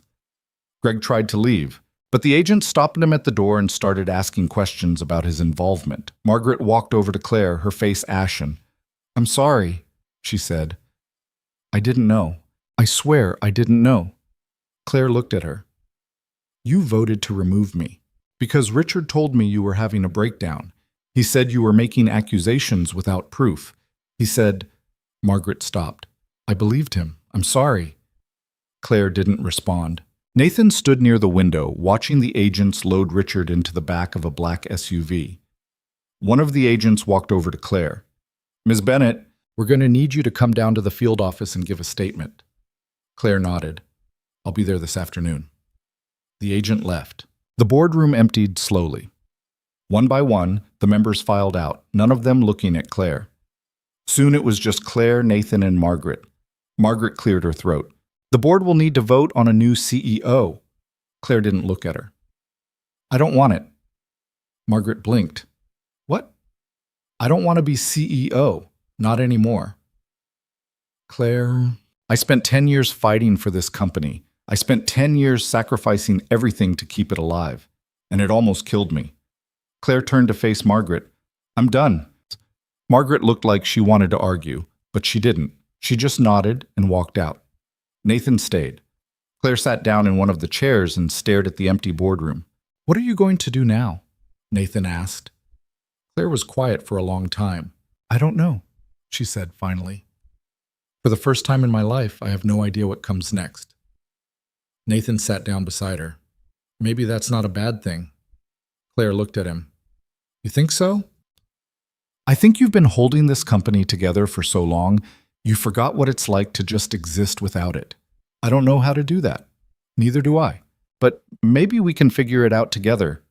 Claire's lips twitched. It wasn't quite a smile, but it was close. You're a terrible financial analyst, you know that? Nathan laughed. Yeah, I know. They sat there for a while, watching the city through the floor-to-ceiling windows, and for the first time in weeks, Nathan felt like he could breathe. His phone buzzed. It was Emma. Dad, can I come home now? Nathan smiled. Yeah, sweetheart, you can come home. The FBI kept Claire at their field office for 6 hours. Nathan waited in the lobby the entire time, drinking burnt coffee from a vending machine and watching federal agents move through the hallways like they were walking through water. Everything in the building felt slow and deliberate and gray. When Claire finally emerged, she looked like she'd aged 10 years. Her suit was wrinkled, her hair had come loose from its usual tight arrangement, and there were dark circles under her eyes that makeup couldn't hide anymore. You didn't have to wait, she said. Yeah, I did. They walked out to the parking lot together. The sun was setting, painting the sky in shades of orange and purple that felt wrong for the kind of day they'd had. Claire unlocked the Mercedes, and they both got in. She didn't start the engine right away. She just sat there with her hands on the steering wheel, staring straight ahead. They arrested Greg, she said finally. He was transferring money to an offshore account when they searched his office. He panicked and tried to run. Nathan exhaled. What about Margaret? Clean. She didn't know anything. Claire's voice was flat. Richard planned the whole thing. Archer executed it. Greg helped cover it up. And I was too blind to see it happening right in front of me. You couldn't have known. I should have. Richard was my father's best friend. I trusted him completely. I never questioned anything he said. That's not your fault. Bull. Claire finally looked at him. Isn't it? I spent 10 years rebuilding this company, and I didn't notice that the man running the board was actively destroying it. What does that say about me? Nathan didn't have a good answer for that, so he didn't try to give one. Claire started the car and drove them back to her house in silence. When they pulled through the gates, the security guards were gone. Claire had dismissed them that morning, saying she didn't need protection anymore now that Richard was in custody. The house felt even emptier than usual. They went inside and Claire disappeared upstairs without a word. Nathan heard a door close, then the sound of running water. He stood in the foyer for a moment, not sure what to do with himself. Then he went to the kitchen and started making dinner from whatever he could find in Claire's mostly empty refrigerator. Eggs, cheese, some vegetables that were starting to wilt. He made omelets and toast and set 2 plates on the island.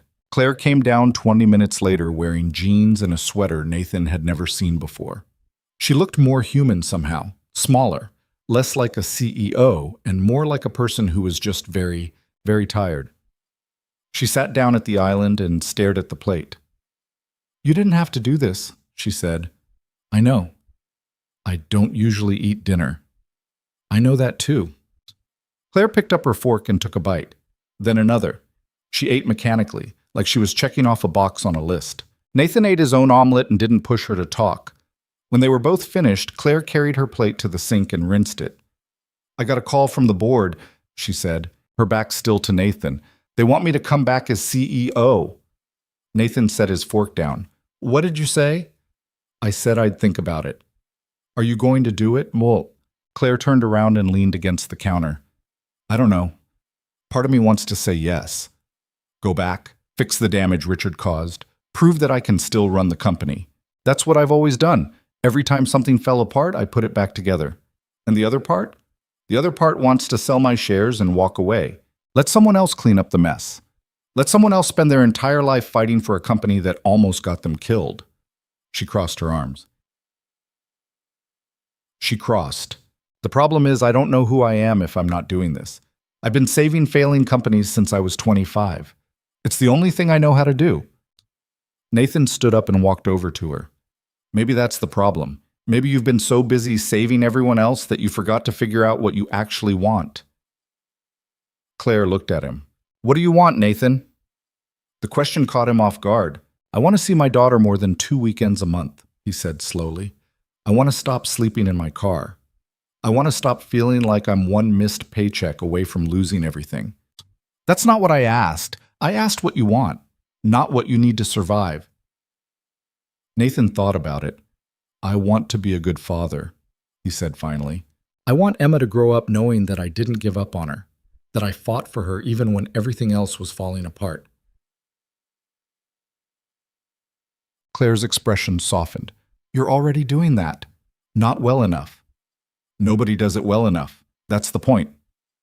They stood there in the quiet kitchen, and Nathan realized that at some point over the past 2 weeks, Claire had stopped being his boss and started being something else. A partner, maybe. Or a friend. Or something he didn't have a name for yet. The board offered you a position too, Claire said. Nathan blinked. What? They want to promote you to Director of Financial Oversight. Full executive benefits, corner office, salary that's triple what you're making now. She paused. I told them you'd probably say no. Why would I say no? Because you don't want to be an executive. You want to be a father. Nathan stared at her. How do you know what I want? Because I've been watching you for 2 weeks. Every time your phone buzzes, you check if it's Emma. Every time you talk about the future, you mention her first. You don't care about corner offices or executive benefits. You care about being there for your daughter. She was right, and it made Nathan's chest hurt. I can't afford to turn down that kind of salary, he said.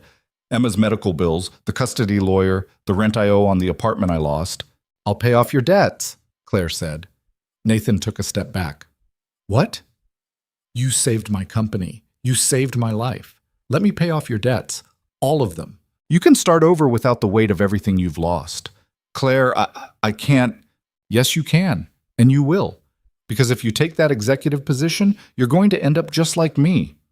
Working 80 hours a week, missing your daughter's childhood, waking up one day and realizing you spent your whole life building something that doesn't matter. Nathan's throat was tight.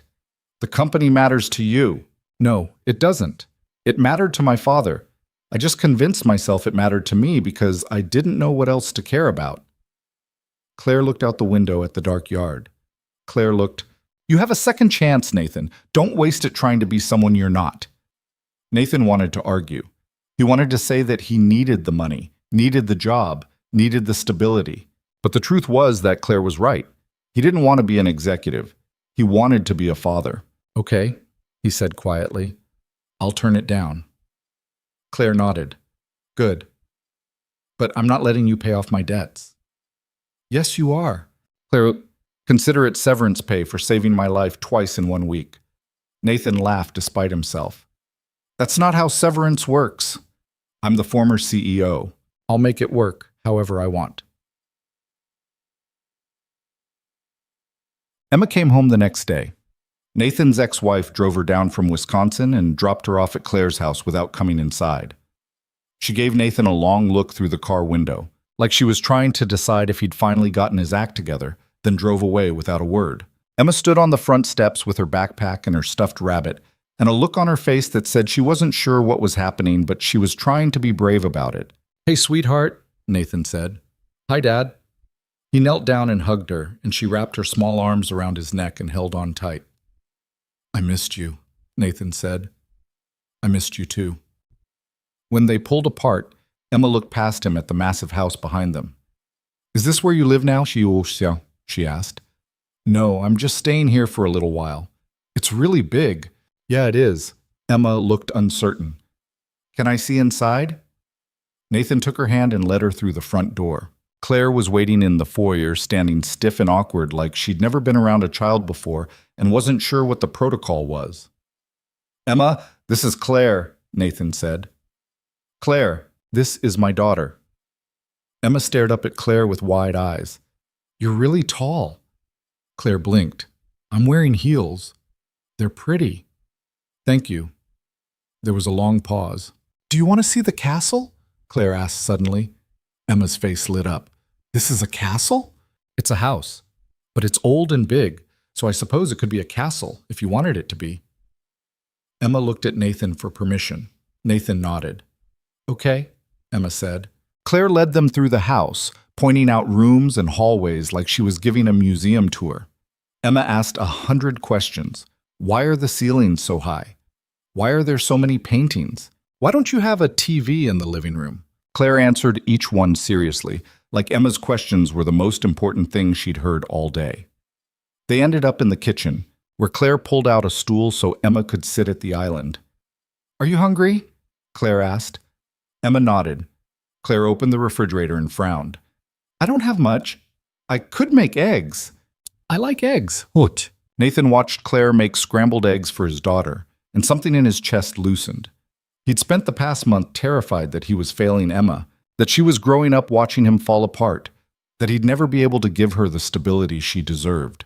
But sitting here in Claire's kitchen, watching his daughter eat eggs and talk about school and ask Claire if she'd ever seen a real dragon, Nathan realized that maybe stability wasn't about having the perfect job or the perfect apartment.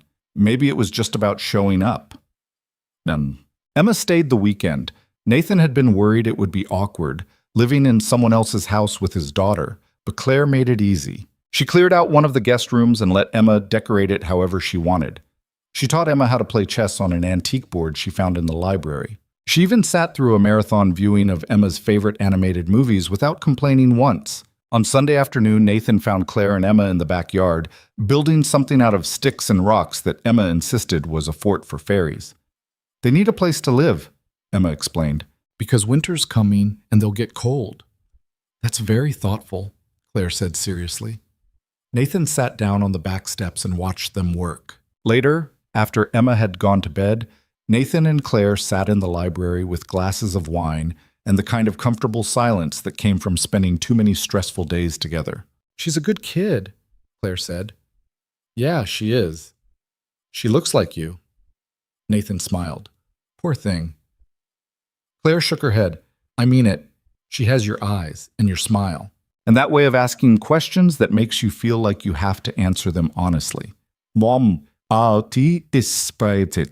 Nathan took a sip of wine. "You're good with her." "I have no idea what I'm doing." "Neither do I, but you're still good with her." Claire was quiet for a moment. "I've never been around kids much. After my father died, I threw myself into work. There wasn't time for anything else. No friends, no hobbies, no family, just the company." "Do you regret it?"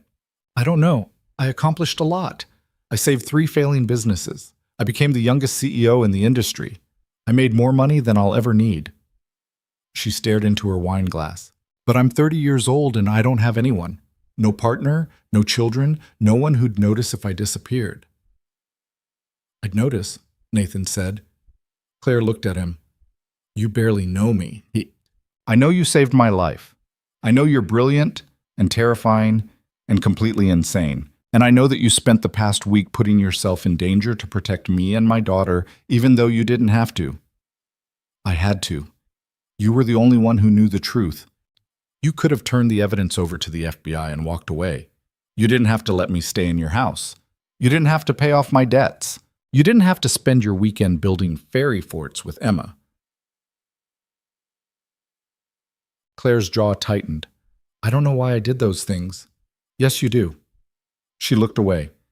Nathan set his wine glass down and moved to sit beside her on the couch. "You did those things because you're not the cold, emotionless person you pretend to be," he said quietly. "You did them because you care. About the company, about justice, about people who've been screwed over by systems that don't give a damn about them." "What?" Fun. Claire's hands were shaking. "If I care too much, I'll end up like my father. Destroyed by people I trusted. You're not your father, and you're not going to end up like him. How do you know? Because you have people who won't let that happen. Claire turned to look at him. What people? Me, Emma, Margaret. Hell, even the FBI agents who spent 6 hours grilling you yesterday are probably on your side after what you showed them. That's not enough. Maybe not, but it's a start. They sat there in the quiet library, and Nathan realized that Claire was crying. Just a few tears sliding down her cheeks in the dim lamplight, but they were there. He didn't say anything. He just sat beside her and let her cry. On Monday morning, Claire went back to Creston Technologies, not as CEO, not as an executive, just as a board member with voting rights and a lot of questions about how the company planned to move forward. The board had appointed Margaret as interim CEO until they could conduct a proper search. Margaret's first action was to fire everyone who'd been involved in the fraud and hire an outside firm to audit the entire company from top to bottom. Her second action was to offer Nathan his job back. Nathan turned it down. He spent the morning at the unemployment office, filing paperwork and talking to a counselor about job training programs. Then he picked up Emma from school and took her to the park. They sat on the swings together, not really swinging, just talking.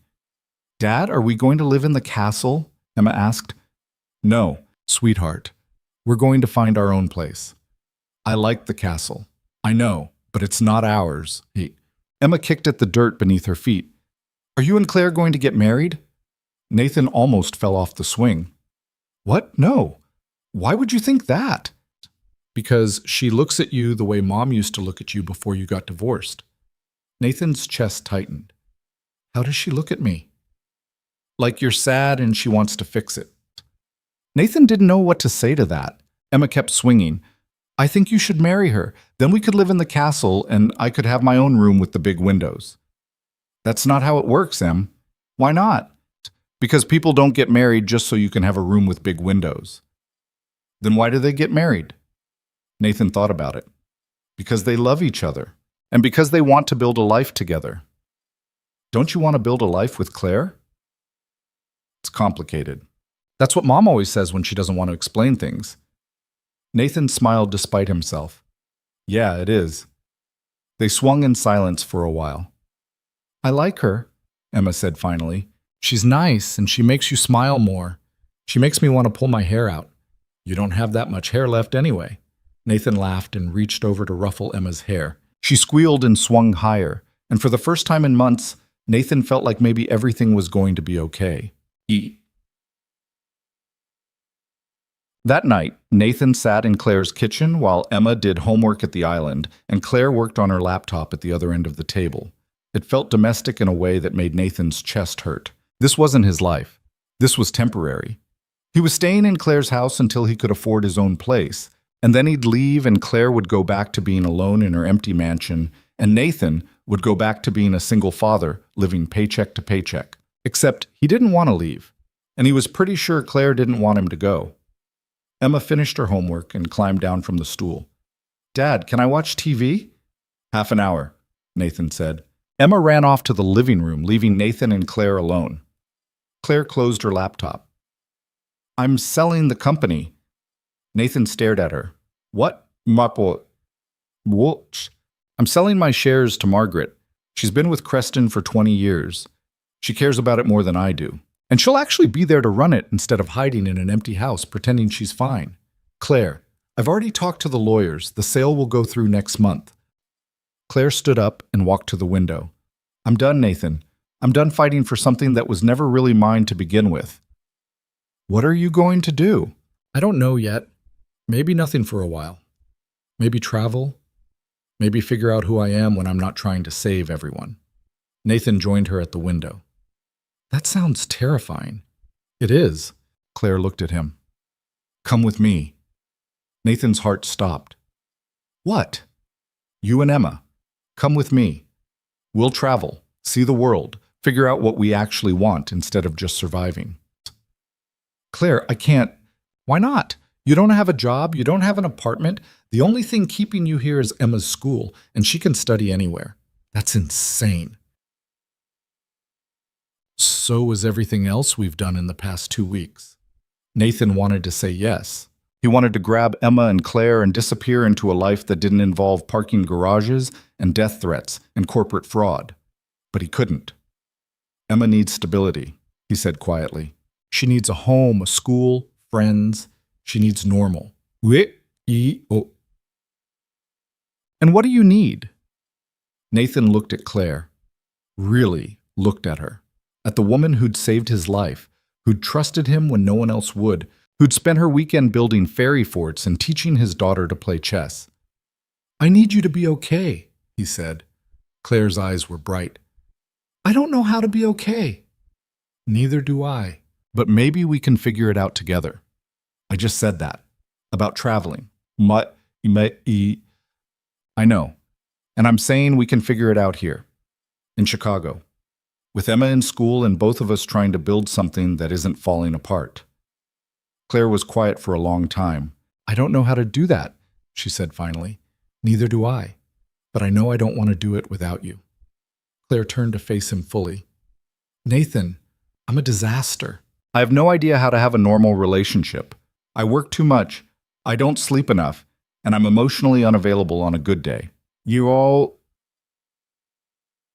I sleep in my car and my daughter thinks you're a princess who lives in a castle. We're both disasters. That's not reassuring. It's not supposed to be. It's just the truth. Claire shook her head, but she was almost smiling. This is a terrible idea. Probably. We're going to fail spectacularly. Maybe. Emma's going to be the most well-adjusted person in this entire arrangement. Definitely. Claire laughed, and it sounded surprised, like she'd forgotten she knew how. Then she kissed him. It wasn't dramatic or perfect. It was messy and uncertain and tasted like wine and exhaustion. But it was real. When they pulled apart, Nathan rested his forehead against hers. I don't have anywhere to live, he said. You can stay here. Claire, I have 12 empty bedrooms. Pick one. Or don't. I don't care. Just stay. Nathan thought about arguing. Thought about all the reasons why this was a bad idea, why he should find his own place. Why he shouldn't let his daughter get attached to a life they couldn't keep. But he was tired of arguing, tired of fighting, tired of doing everything alone. Okay, he said. We'll stay. Claire smiled, actually smiled, and Nathan realized he'd never seen her do that before. From the living room, Emma called out, Dad, my show's over. Can I have ice cream? Mom. It's 8 o'clock on a Monday, Nathan called back. Is that a yes? Nathan looked at Claire. Claire shrugged. Why not? Nathan said. Emma appeared in the doorway, grinning. I heard that. Claire, do you have ice cream? I have no idea. I don't think I've ever looked. Emma ran to the freezer and started rummaging through it. She emerged victorious with a pint of vanilla that was probably 3 years old and covered in frost.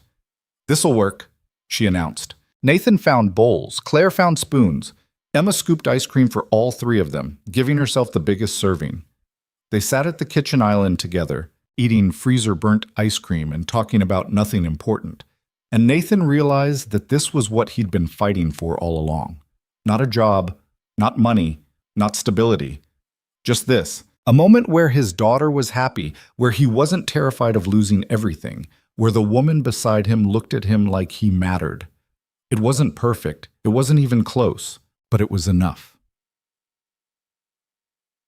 The next 3 weeks passed in a blur of paperwork, legal meetings, and slowly rebuilding a life that had been shattered. Claire finalized the sale of her shares to Margaret. The transaction went through without complications, and Margaret took over as permanent CEO with the full support of the board. Nathan met with a financial advisor Claire had hired and learned that all his debts had been paid off. The medical bills, the back rent, the legal fees from the custody battle. All of it. Gone. He cried in the advisor's office and didn't care who saw. With the debts cleared, Nathan started looking for work. Not executive positions or high-paying analyst jobs. Just something stable that would let him be home for dinner every night. He found a job at a small accounting firm that specialized in nonprofit organizations. The pay was modest, the hours were reasonable, and his boss didn't care that he'd spent the past month sleeping in his car. Emma enrolled in a new school closer to Claire's house. She made friends quickly, joined the art club, and started bringing home drawings of castles with 3 people standing in front of them. Nathan pretended not to notice. Claire didn't pretend at all. She hung the drawings on the refrigerator like they were masterpieces. Slowly, the house stopped feeling like a museum and started feeling like a home. Nathan moved his things out of the guest room and into Claire's room after 2 weeks of dancing around the subject.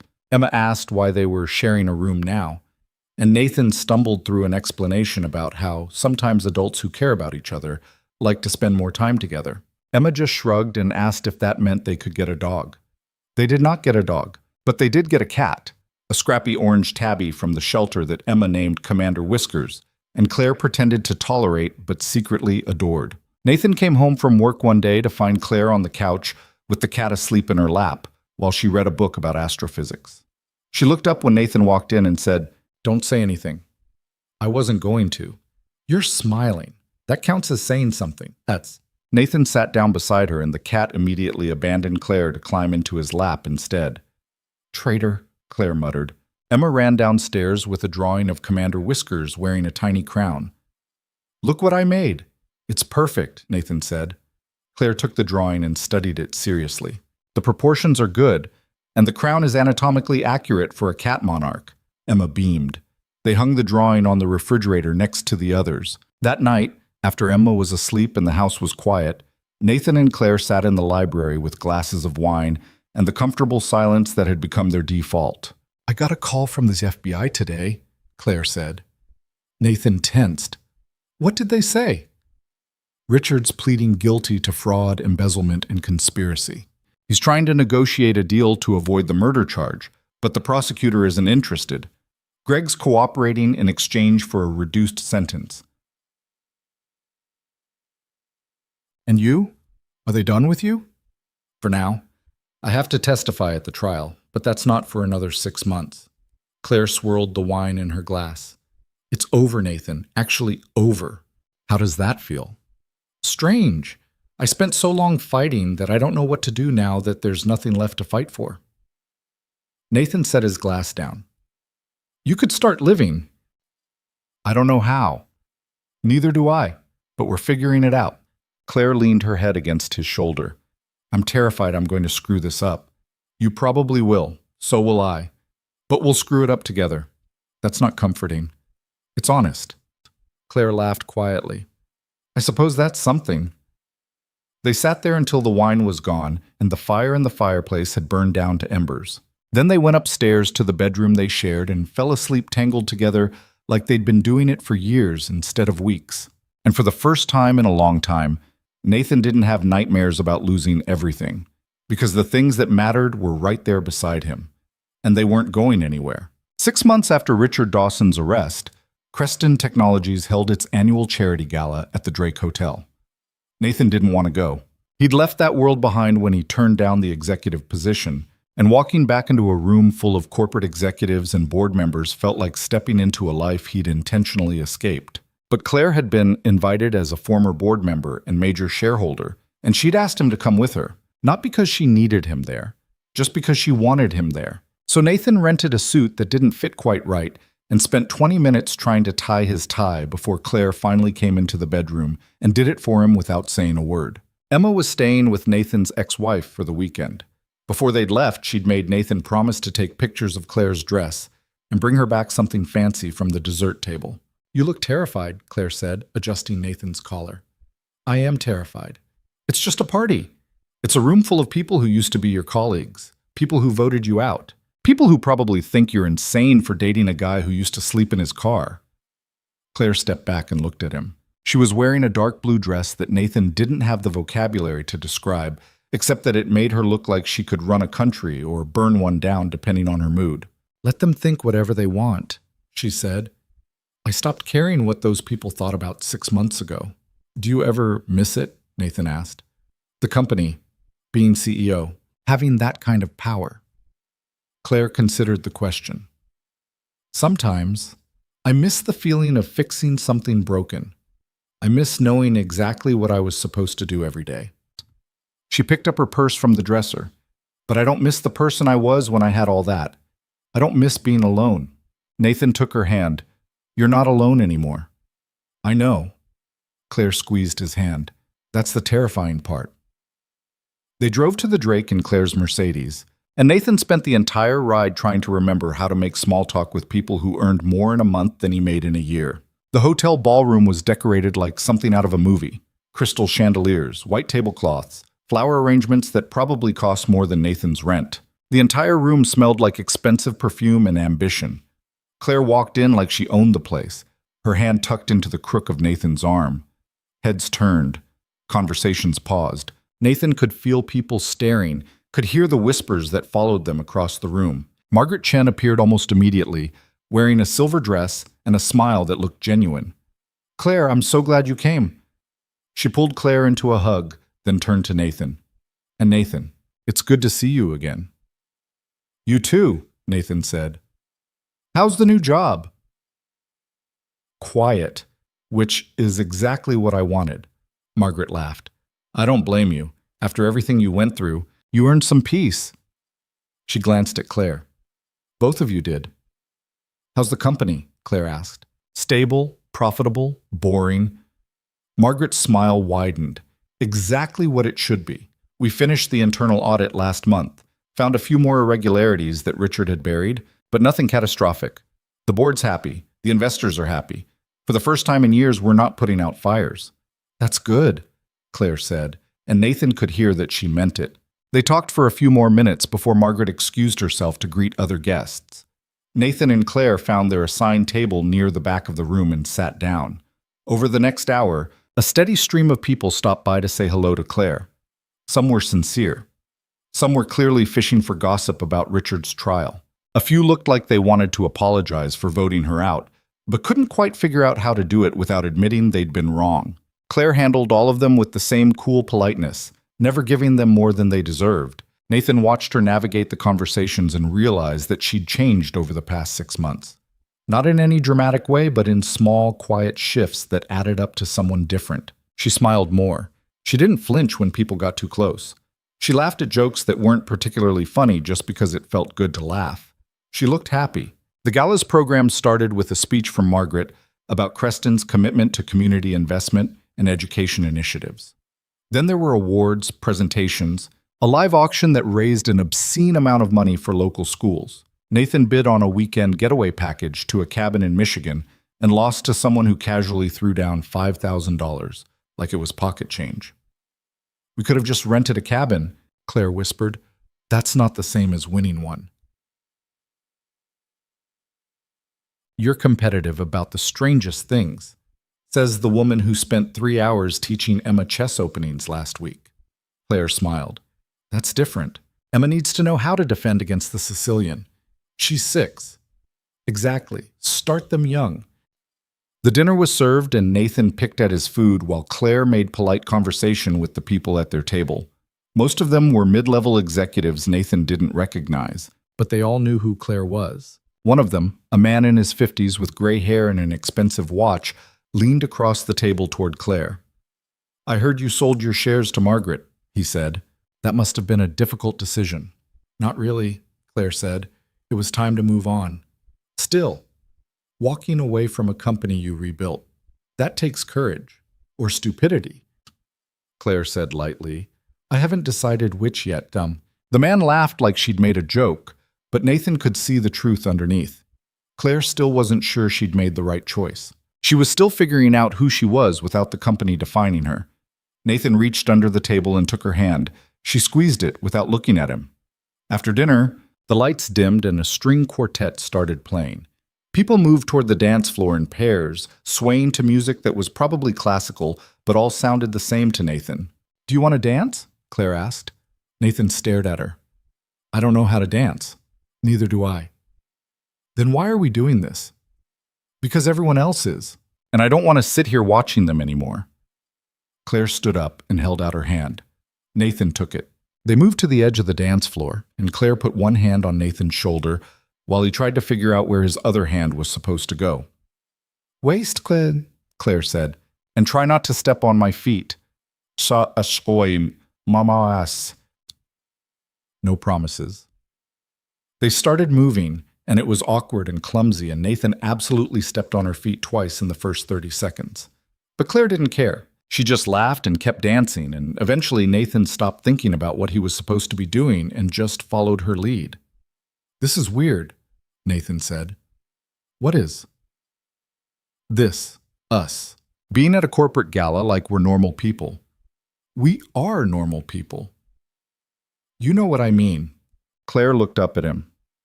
6 months ago, I was sleeping 4 hours a night and running a company I hated. You were sleeping in your car and fighting for custody of your daughter. Now we're dancing at a charity gala and going home to a house that has a cat named Commander Whiskers. I'd say we're doing pretty well. You think so? I think we're alive. I think we're together. I think that's more than either of us expected. Nathan pulled her closer. I love you. The words came out before he could stop them. Claire went very still. Nathan's heart was pounding. Sorry, I didn't mean to. Say it again, Claire said quietly. What? Say it again. I need to make sure I heard you right. Nathan looked at her, at the woman who'd saved his life, who'd taken him in when he had nowhere to go, who'd built fairy forts with his daughter and taught her chess and slowly learned how to be part of something bigger than just herself. I love you, he said. Claire's eyes were bright. I don't know how to do this. Do what? This. Love. I don't know how to be the person someone loves. You're already doing it. I'm terrible at it. I work too much. I don't talk about my feelings. I get angry when things don't go the way I planned. I know. I love you anyway. Claire shook her head, but she was smiling. You're an idiot. Probably. I love you too. Oh. Nathan kissed her right there on the dance floor in front of 200 people who probably had opinions about it. He didn't care. When they pulled apart, Claire was laughing. What? Nathan asked. Nothing. I just never thought I'd be the kind of person who kisses someone at a charity gala. You're full of surprises. Apparently. They kept dancing, and Nathan realized that this was what happiness felt like. Not some grand, sweeping moment, just this, dancing badly with someone you loved while a string quartet played and the world kept spinning. Over Claire's shoulder, Nathan saw Greg Tomlinson standing near the bar. Nathan's entire body went tense. Claire felt it immediately. What's wrong? Greg's here. Claire turned to look. Greg was watching them, a glass of whiskey in his hand and an expression on his face that Nathan couldn't read. I thought he was in prison, Nathan said. He got out on bail last month. Trial's not until next year. Claire's voice had gone cold. I didn't know he'd be here. Do you want to leave? No, this is Margaret's event. I'm not letting him ruin it. But Nathan could feel her hands shaking. Greg started walking toward them. Nathan stepped in front of Claire without thinking. Stay behind me. Nathan, just stay behind me. Greg stopped a few feet away. Up close, he looked like hell. His face was thinner, his eyes were bloodshot, and his suit hung on him like he'd lost 20 pounds since the arrest. Claire, he said. His voice was rough.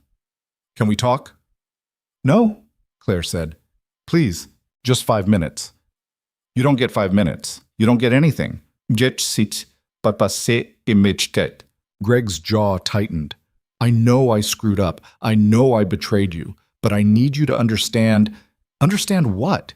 That you helped Richard steal from the company? That you covered up fraud and murder? That you threatened Nathan's daughter? I didn't know about the murder, Greg said quickly. I swear I didn't know Richard was going to kill Archer. I thought it was just financial fraud. You thought you'd get away with it, Claire interrupted. You thought you could help destroy the company, collect your payout from Langford, and walk away clean. The only thing you didn't plan for was getting caught. Greg flinched. I'm sorry. You're sorry you got caught. That's not the same thing. Claire, please, get away from her, Nathan said. Greg looked at him like he'd forgotten Nathan was there. This doesn't concern you. Yeah, it does. You tried to destroy her company. You threatened my daughter. So, yeah, it concerns me. I never threatened.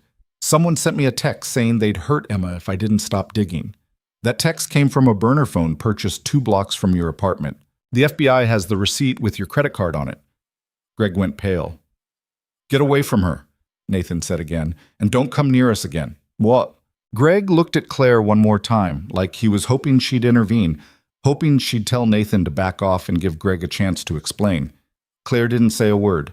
Greg turned and walked away. Nathan watched him go, his heart still pounding. Claire put a hand on his arm. "You okay?" "No." "Are you?" "No." Claire took a shaky breath. "But I will be." They left the dance floor and went back to their table. Nathan's hands were still trembling from the adrenaline. Margaret appeared a few minutes later, looking concerned. "I saw Greg talking to you. I'm sorry. I didn't think he'd actually show up." "It's fine," Claire said. "It's not fine. I'll have security remove him." "Don't. He's leaving anyway. And I don't want to make a scene at your event." Margaret hesitated. "Are you sure?" "I'm sure." Margaret nodded and squeezed Claire's shoulder before walking away. Nathan and Claire sat in silence for a while, watching people dance and laugh and pretend like the world wasn't complicated. "I thought seeing him would make me angry," Claire said quietly, "but I just feel sad." "Why sad?" "Because he was my father's friend. He was supposed to be someone I could trust. And he threw it all away for money." Nathan didn't have a good response to that. "Do you think people can change?" Claire asked. "I don't know. I think people can make different choices. But I don't know if that's the same thing as changing." Claire nodded slowly. "I want to believe that people are redeemable, that no matter how badly they screw up, they can still come back from it. Do you believe that about Greg?" "No, but I want to believe it about myself." Nathan turned to look at her. "What do you mean?" "I spent 10 years being ruthless, firing people, cutting costs, destroying anyone who got in my way. I told myself it was necessary, that I was saving the company. But the truth is I was just scared of failing like my father did, scared of being vulnerable. So I built walls and convinced myself that being alone was the same as being strong." She looked at Nathan. "You tore down those walls, you and Emma, and now I'm terrified that I'm going to revert back to the person I was. That I'm going to push you away because that's what I know how to do." Nathan took her hand. "You're not going to do that." "How do you know?"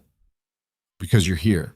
Because you chose to stay even when it was easier to leave. Because you're sitting at a charity gala trying to figure out how to be a better person instead of just pretending you already are one." Claire's eyes were wet. "I don't want to be alone anymore." "Then don't be. Stay with me. Stay with Emma. Stay with the cat who hates everyone except you. Build something real instead of something perfect." Claire laughed through the tears. "Commander Whiskers doesn't hate everyone. He's just particular.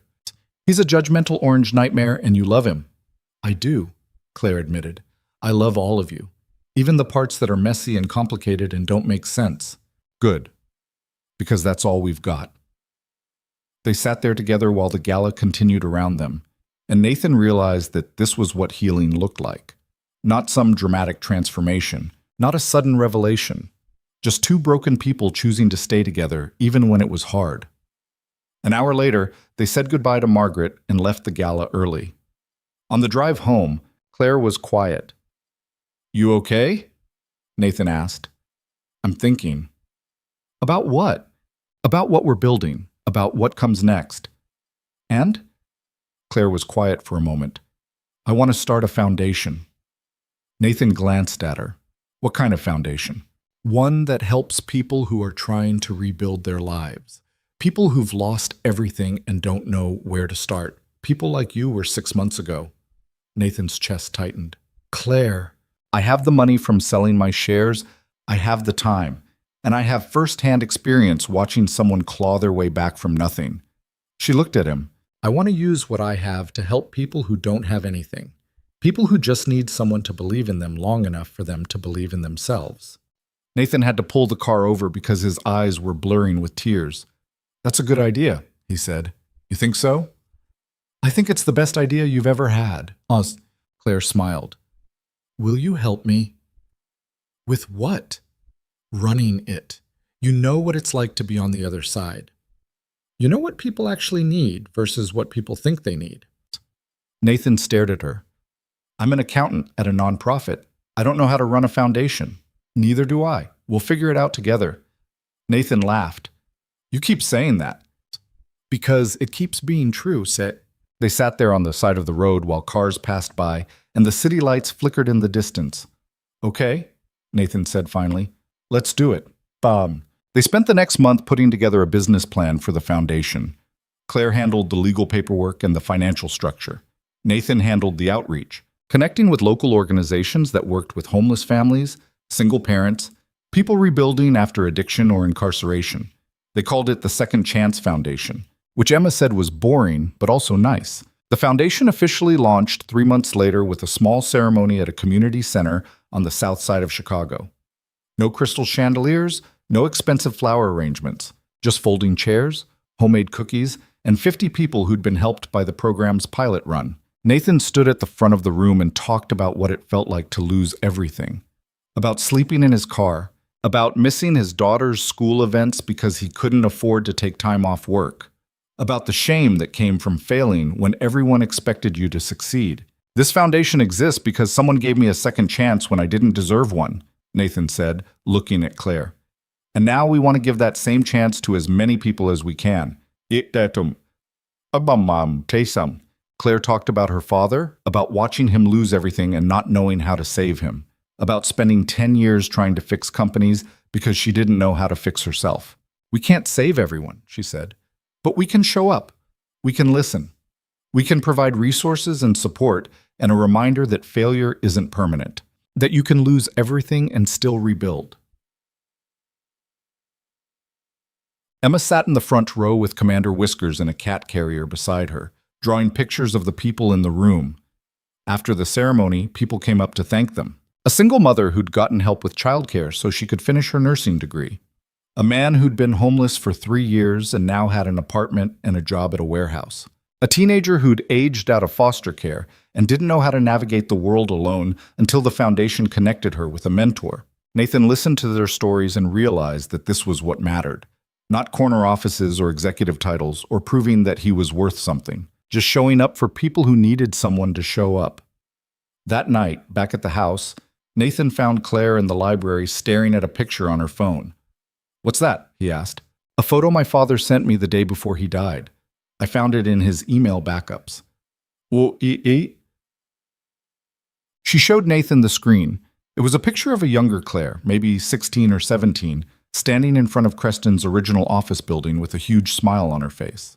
"He wrote, 'This is what I'm fighting for,' in the email," Claire said. "I never understood what he meant until now." "What did he mean?" "He wasn't fighting for the company. He was fighting for me, for the future he wanted me to have." Claire set the phone down. "I spent 10 years trying to save his company because I thought that's what he would have wanted. But what he actually wanted was for me to be happy." "Are you happy?" Nathan asked. Claire thought about it. "I'm getting there." Nathan sat down beside her. "Me too." They sat in comfortable silence for a while, listening to Emma play with the cat upstairs. "I got a call from my ex-wife today," Nathan said. Claire looked at him. "What did she say?" "She said Emma's been different lately, happier, more confident. She wanted to know what we were doing differently." "What did you tell her?" "I told her we were just showing up, being present, not trying to be perfect." "And what did she say?" "She said, whatever we're doing, keep doing it." Nathan smiled. "She also said Emma won't stop talking about you. Apparently you're the coolest person Emma knows." Claire laughed. "Emma has low standards. Emma has excellent taste. She named our cat Commander Whiskers." "Like I said, excellent taste." Claire leaned her head against Nathan's shoulder. "I never thought I'd have this." "Have what?" "A family, a home, someone who loves me even when I'm difficult." "You're always difficult." "I know, but you're still here." "Yeah," Nathan said, "I am." 1 year after Richard Dawson's arrest, the trial finally began. Nathan and Claire both testified, walking the jury through the evidence, the emails, the transactions that had nearly destroyed Creston Technologies.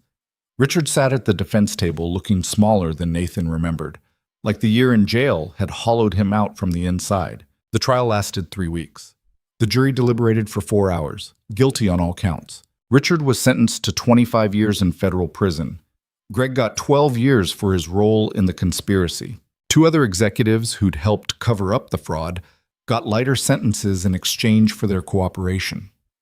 When the verdict was read, Claire didn't react. She just sat in the courtroom gallery with Nathan's hand in hers and let out a long, slow breath. Outside the courthouse, reporters swarmed them asking for comments.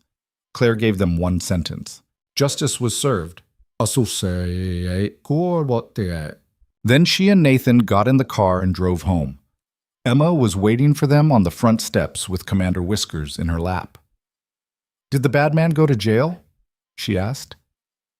"Yeah, sweetheart," Nathan said. "He did." "Good. Now can we get pizza?" Nathan looked at Claire. Claire shrugged.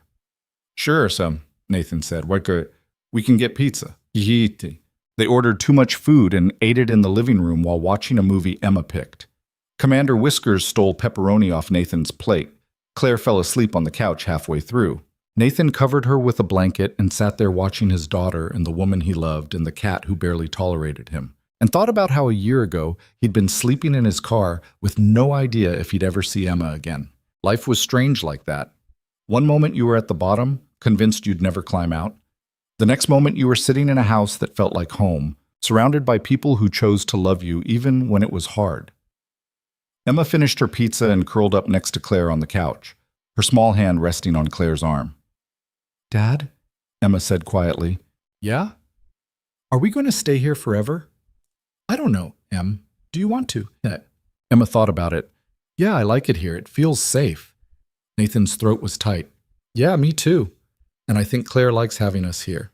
"What makes you say that?" "Because she smiles more now. And she doesn't work all the time. And she lets Commander Whiskers sleep on her bed even though she says she doesn't."